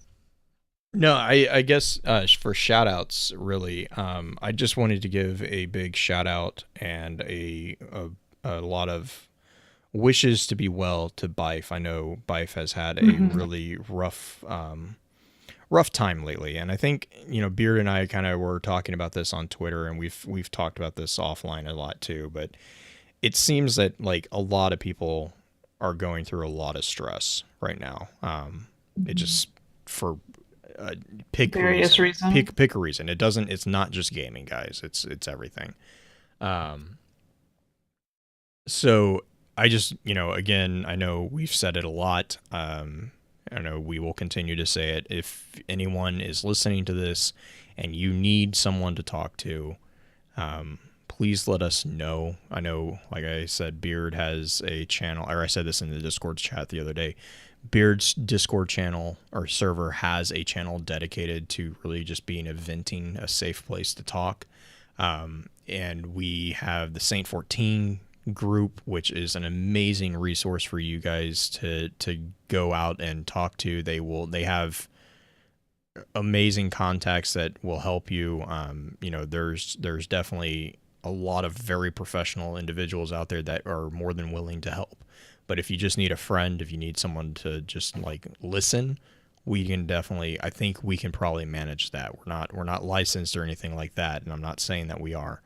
But, sometimes it just all it takes is talking about stuff. So, but again, really big shout out to Bife. I know it's been a rough go these past couple weeks for him, and I think he's just got a lot going on his plate right now, which I can totally sympathize with. I mean, again, I think everyone's going through a pretty rough patch as it is. So yes, exactly, Green. Other than that, really, really just thank you again to all the new arrivals. We appreciate. We have had a big influx of people on that, and we appreciate. Hope you feel welcome. Let us know, in chat or through Twitter or wherever, if you have any questions or any thoughts on what we can do to get better. We're always willing to listen to those. And then, yeah, I think that's pretty much it for me of this week. Green, Beard, do you guys have anything? Beard, do you want to go first? You know what? Blue's done it to me a couple times. Well, he said. All right, then. My shout-outs are kind of... One's a shout-out, one's more of an announcement. I mentioned at the top of the show that I am recording and with Infested Potatoes help recording these ghost stories as audio grimoire, and it will go up on our YouTube channel. I know a lot of you have called out and asked for them in podcast form.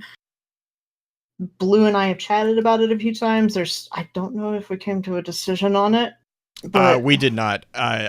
So that is on me. There is a really weird thing with Podbean. Basically, the problem is like we can put them up as audio files without a problem. But if we put them on Podbean, what they do is they ping everybody who's subscribed. And so, if it's a matter of like is this actually something that everyone who has subscribed to the RSS feeds really wants? Is, whatnot. So back and forth on that bit. So it's just it's an ongoing conversation. We are fully aware that is something that we are being asked for. And honestly, as soon as I get a free moment, I will probably be doing my best to get those into an audio format that is up to snuff, as far as a little bit more polished on our side. So. But that is, if you want to listen to those or see those now, those are up on YouTube.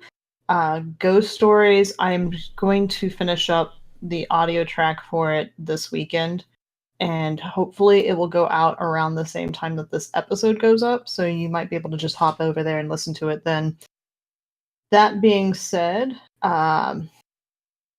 this one is a little bit more, I'm taking my time more with this one. I really had to push hard to get Marisana and Awoken of the Reef out. This one I've actually just enjoyed reading. But as an actual shout out and kind of a call out to a community member, and she's probably going to kill me if she ever listens to this, I'm going to call out bad Destiny jokes. Because if you don't know who finished Issaquah the is, raid. Oh my god, that joke broke me at work. No. Oh my god. I don't know what to do with my hands. Oh my god. No. And it was a Titan who did that. Issaquah is a friend of mine who has been doing these bad Destiny jokes, and it's hashtag bad Destiny joke. And she is just ridiculously funny, and she's managed to capture some of those moments with your fire team that you kind of want to forget, but you can't because they're just so stinking ridiculous. She's funny. I enjoy her work. She's actually making web comics for it. She's working on putting web comics together, so it's not just text comics.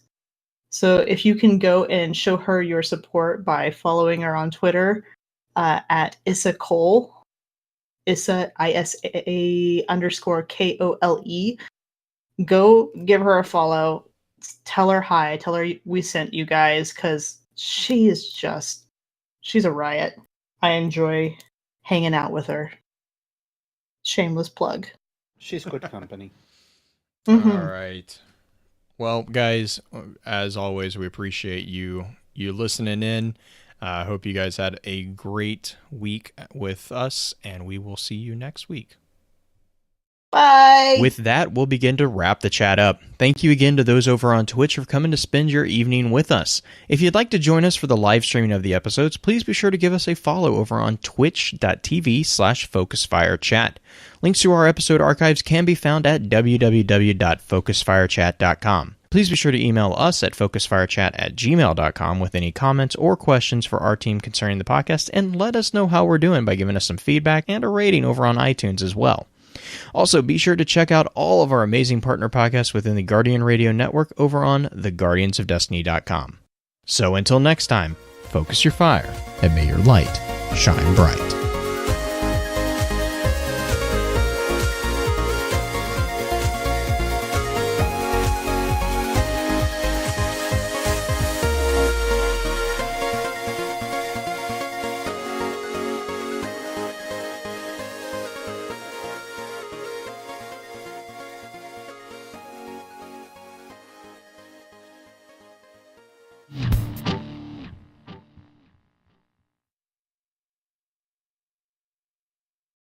Doop-a-doop-boop-boo.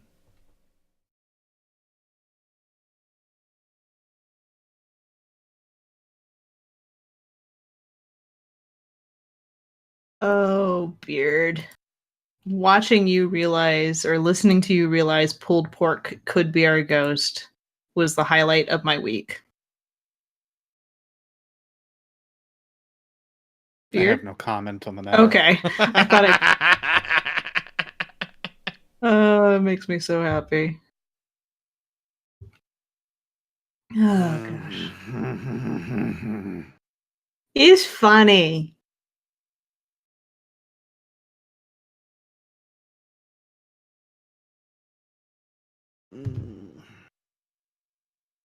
What is it? Why All the is that? groaning. Thanks, Pins. What a dino type. I just see ED. LIE. Pulled. Oh, pulled pork. Dino. Oh my goodness. Dum, dum, dum, dum, Oh, dum, how much dum, longer dum. do I have for this book? Which book? Oh, 2 more parts. Good. Which book? It's Aldrin's book. The Forsaken It Prince? is. It is, yeah, it is also a bit of a read. It's not quite as bad Yep. as Marcena, though. It's a good one. I feel like getting through the crypticness of... Yeah, I have like 4 pages of notes written for the long con, just to put that out there for you. Yeah. But I feel like after getting through that and then jumping into the more straightforwardish nature that is the Forsaken Prince, and then also picking it still has some bits and pieces, of course, like seeing his fall to corruption and everything like that, just how he manages and so on. It's a little different, but it's definitely not as it's not as brain tugging as what that long con was or Maracena was. My God. Yeah, that one was rough. Like, Maracena just took so long to read because of the way that everything was phrased. Oh my god. I You was have like, no idea how often I had to oh, stop and restart those cards. yeah, you can't sight read them. It I had to read reads them like 4 times over it to really reads get it like the right. Bible. Yeah, no, it's meant to. Like, I I get know. why they did it. Oh my I god. get that it's meant so to. rough. I'm dreading the fact that I've already promised people that I was going to summate all of the books, and the first one I'm going to cover is the Maracena. I'm like, Beard, you got to be out of your damn mind. I can, if you want help with that, I can help with that. I know you have different inflections for things than I do, but I mean, I'm not too worried about it, I guess, because I've already read them over so much, but just the fact that the Maracena, I think, takes up like 40 pages in my initial books here is just stupid. yeah. Let me see. Like, oh, it just keeps going. Alright, hang on.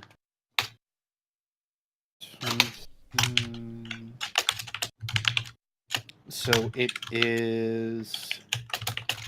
Yeah, 30 pages. Okay. It doesn't end. Yeah, it is a long.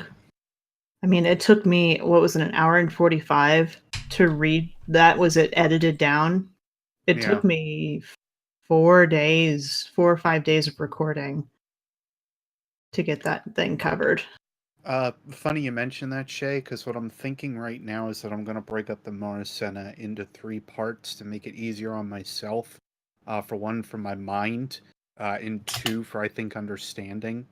Because I think that the first part can be where the Awoken kind of, or the fall of the ship that they're on now, I can't think of it.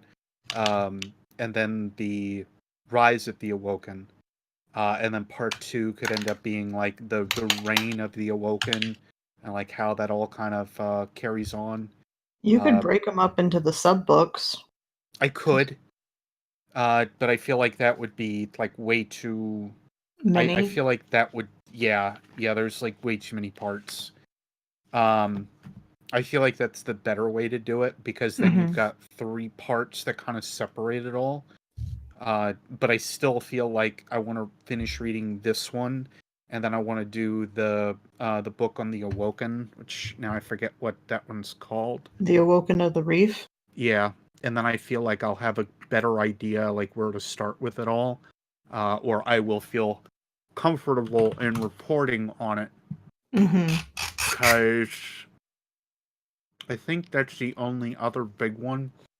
I could go with the Wall of Wishes, but I have a feeling that that's more related to Riven than anything else. Which, do we know what the last wish is? They found all the others. I don't know. Hang on. Because it's not Wish 15 that's left, is it? Oh, by the way, freaking They found- failsafe is hilarious. Did Yeah, they that's find what I 10 heard. and 13?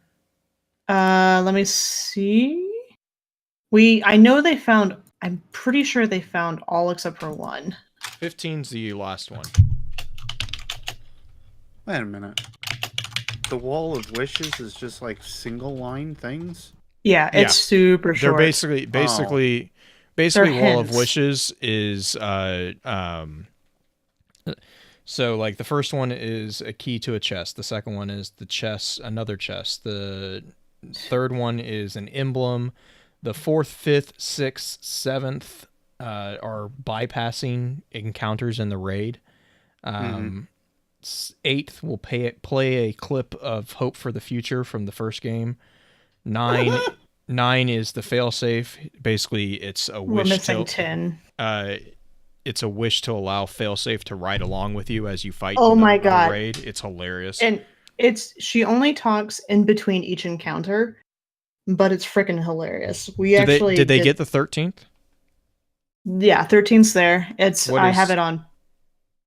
Let me get down to it. 13 is activating this wish will activate extinguish, which causes the entire fire team to return to orbit if one person dies. It's the nightfall effect.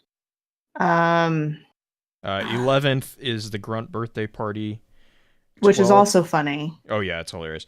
12 is grants a flower crown flare to players in close proximity, and then 14 is it will be a necessary one. It basically spawns one of the eggs above Kali in a hidden cave. Said it was extinguished. Yeah. And there's also another one that spawns a hidden chest between encounters 3 that's and 4. 2 is spawns chest between Morgoth and the vault. Yeah. Which we got to Riven last Saturday. Holy crap. It's an epic feeling. So Once they still don't have 10 and 15. Correct. Okay. Or at least Prima Games does not have it up yet. I haven't heard of anybody finding it yet. But those two are the ones missing currently.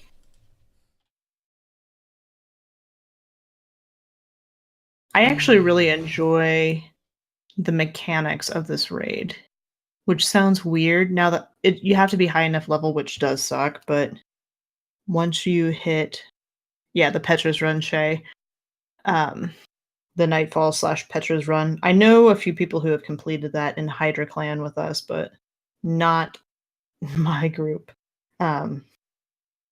We still haven't beaten Riven yet. That is tomorrow's goal. We might even Super Fiesta. Are you playing Halo? Yeah, this big team Super Fiesta. I'm not a big fan of Super Fiesta. Oh my God, but it's big team battle, so it's got all the vehicles. It's so much fun. Mm-hmm. Ben Alright, hates kids. it. I'm gonna run so I can get done Aldrin's book and consequently start on the. I will probably just record Wall of Wishes tonight too. I may as well. Yeah, it'll take you like 5 minutes. I'm gonna say if that's the case, and then I can have the last little bit here on my night. But anyway, I will Nighto. talk to you guys later. It was fun. See ya. Bye. Shay, I don't know who's all planning for it, but it will definitely go up in the Hydra chat. I know Cole's gonna be like sending out notifications and asking for people, but that would be awesome if you could join us, because we've gotten through all the encounters except for the very last one, and part of the reason we didn't get through the last one is because everybody on our team had not done it. We were kind of going fresh. There was one guy that was with us that had gone all the way up to Riven but didn't finish it. So we know the mechanics, it's just getting the timing down. But yeah, it's not bad. First part with Callie was easy. Second part, trying to remember which one's the second one. The ogre? Ogre's super easy. Oh, blue. You might like the ogre. It's like bubbling with taken energy. Really gross looking. Is that Morgoth? Uh-huh. Yeah. The Morgoth.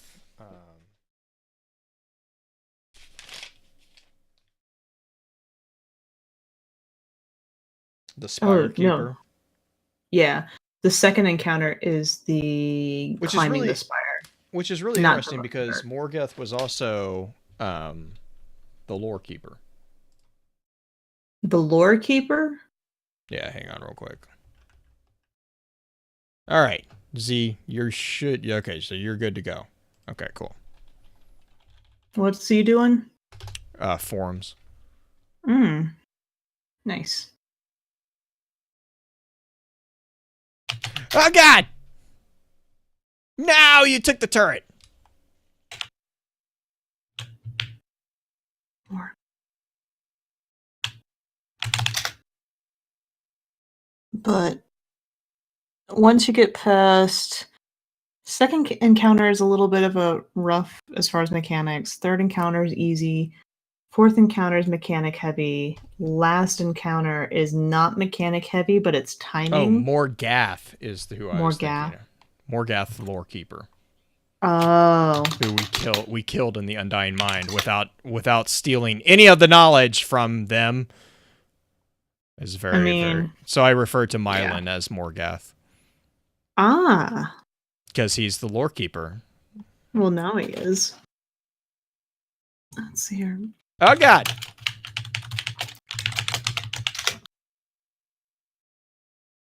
So many explosions!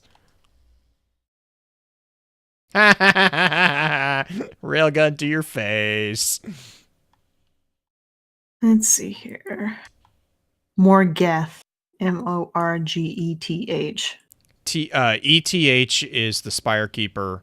Yes. ATH is the Lore Keeper. Mm-hmm. Which, that's not confusing at all. And there's no entries in Ishtar about Morgeth. No. No. No. I had to go through a walkthrough. Are you to going to get switch over information. your Oh, God. stream so they can see your gameplay? Oh, God. Oh, God. Oh, God. I can do that. Yeah, Okay. hang on. Oh, good. Mm.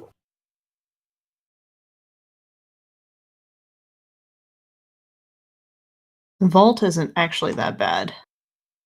It's a little weird because you have to memorize a lot, but That's what I get for trying to switch screens in the middle of a fight. Just got assassinated for everyone to enjoy. you're welcome. Oh, those rockets. What must drive Uni crazy, Shay? The Morgeth and Morgath, or You're dead. which part? Which part of that? Nope. Oh Nope, my nope, gosh, nope, your nope, gun nope. looks like a frickin' squirt pistol. Hey, you know what? You leave my fucking Boomco pistol alone, okay? It looks like a squirt gun. Amazing. It looks like a frickin' squirt It gun. pisses everyone off. Ah! I'm melting!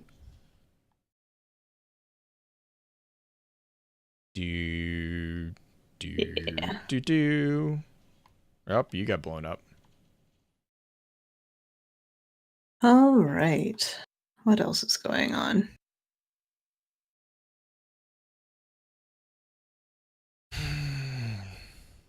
Kabloom. Yeah, I have to record a few more tomorrow and clean up the audio file a bit, and then I will send that to you. Okay.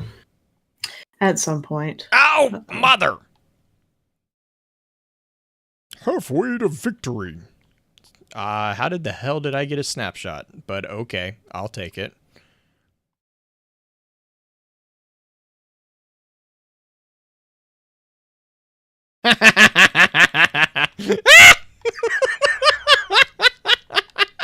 Oh, they're pissed. What did you do? I sniped like 2 of them while they were running through the warthog.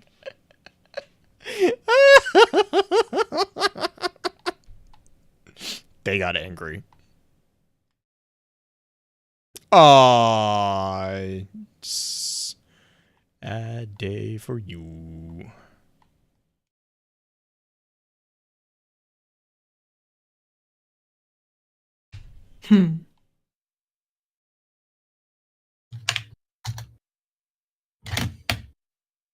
Oh, shit. Yeah, this map, I haven't played on this map.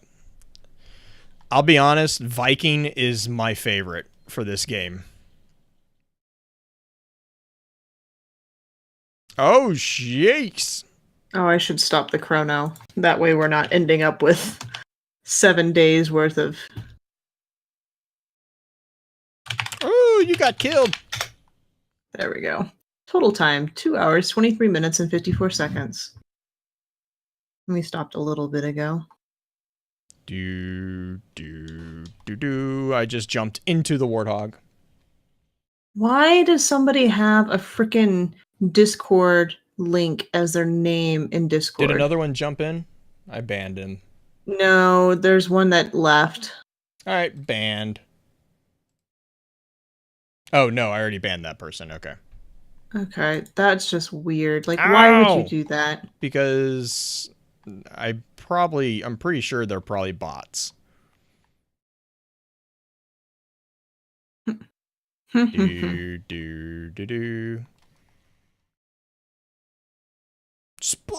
and pray.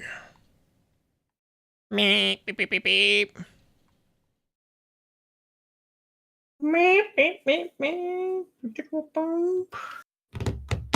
I'm getting chased. Where did they go? Got him!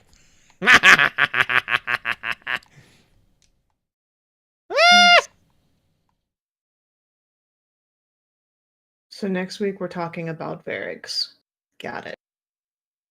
Aw. Yes, next Varix's week. book is pretty short, isn't it? I think it has like 13. That's it's relatively shorter. short. It's shorter, but it's got a lot of info in it. Okay. Not to mention the Splinter. conclusion. Have we recorded this one yet? No. Okay. I wonder if Potato has more time off. I might have him record some of these. Or if anybody else in chat is up for recording stuff and has, like, Audacity. 14 entries. The audacity.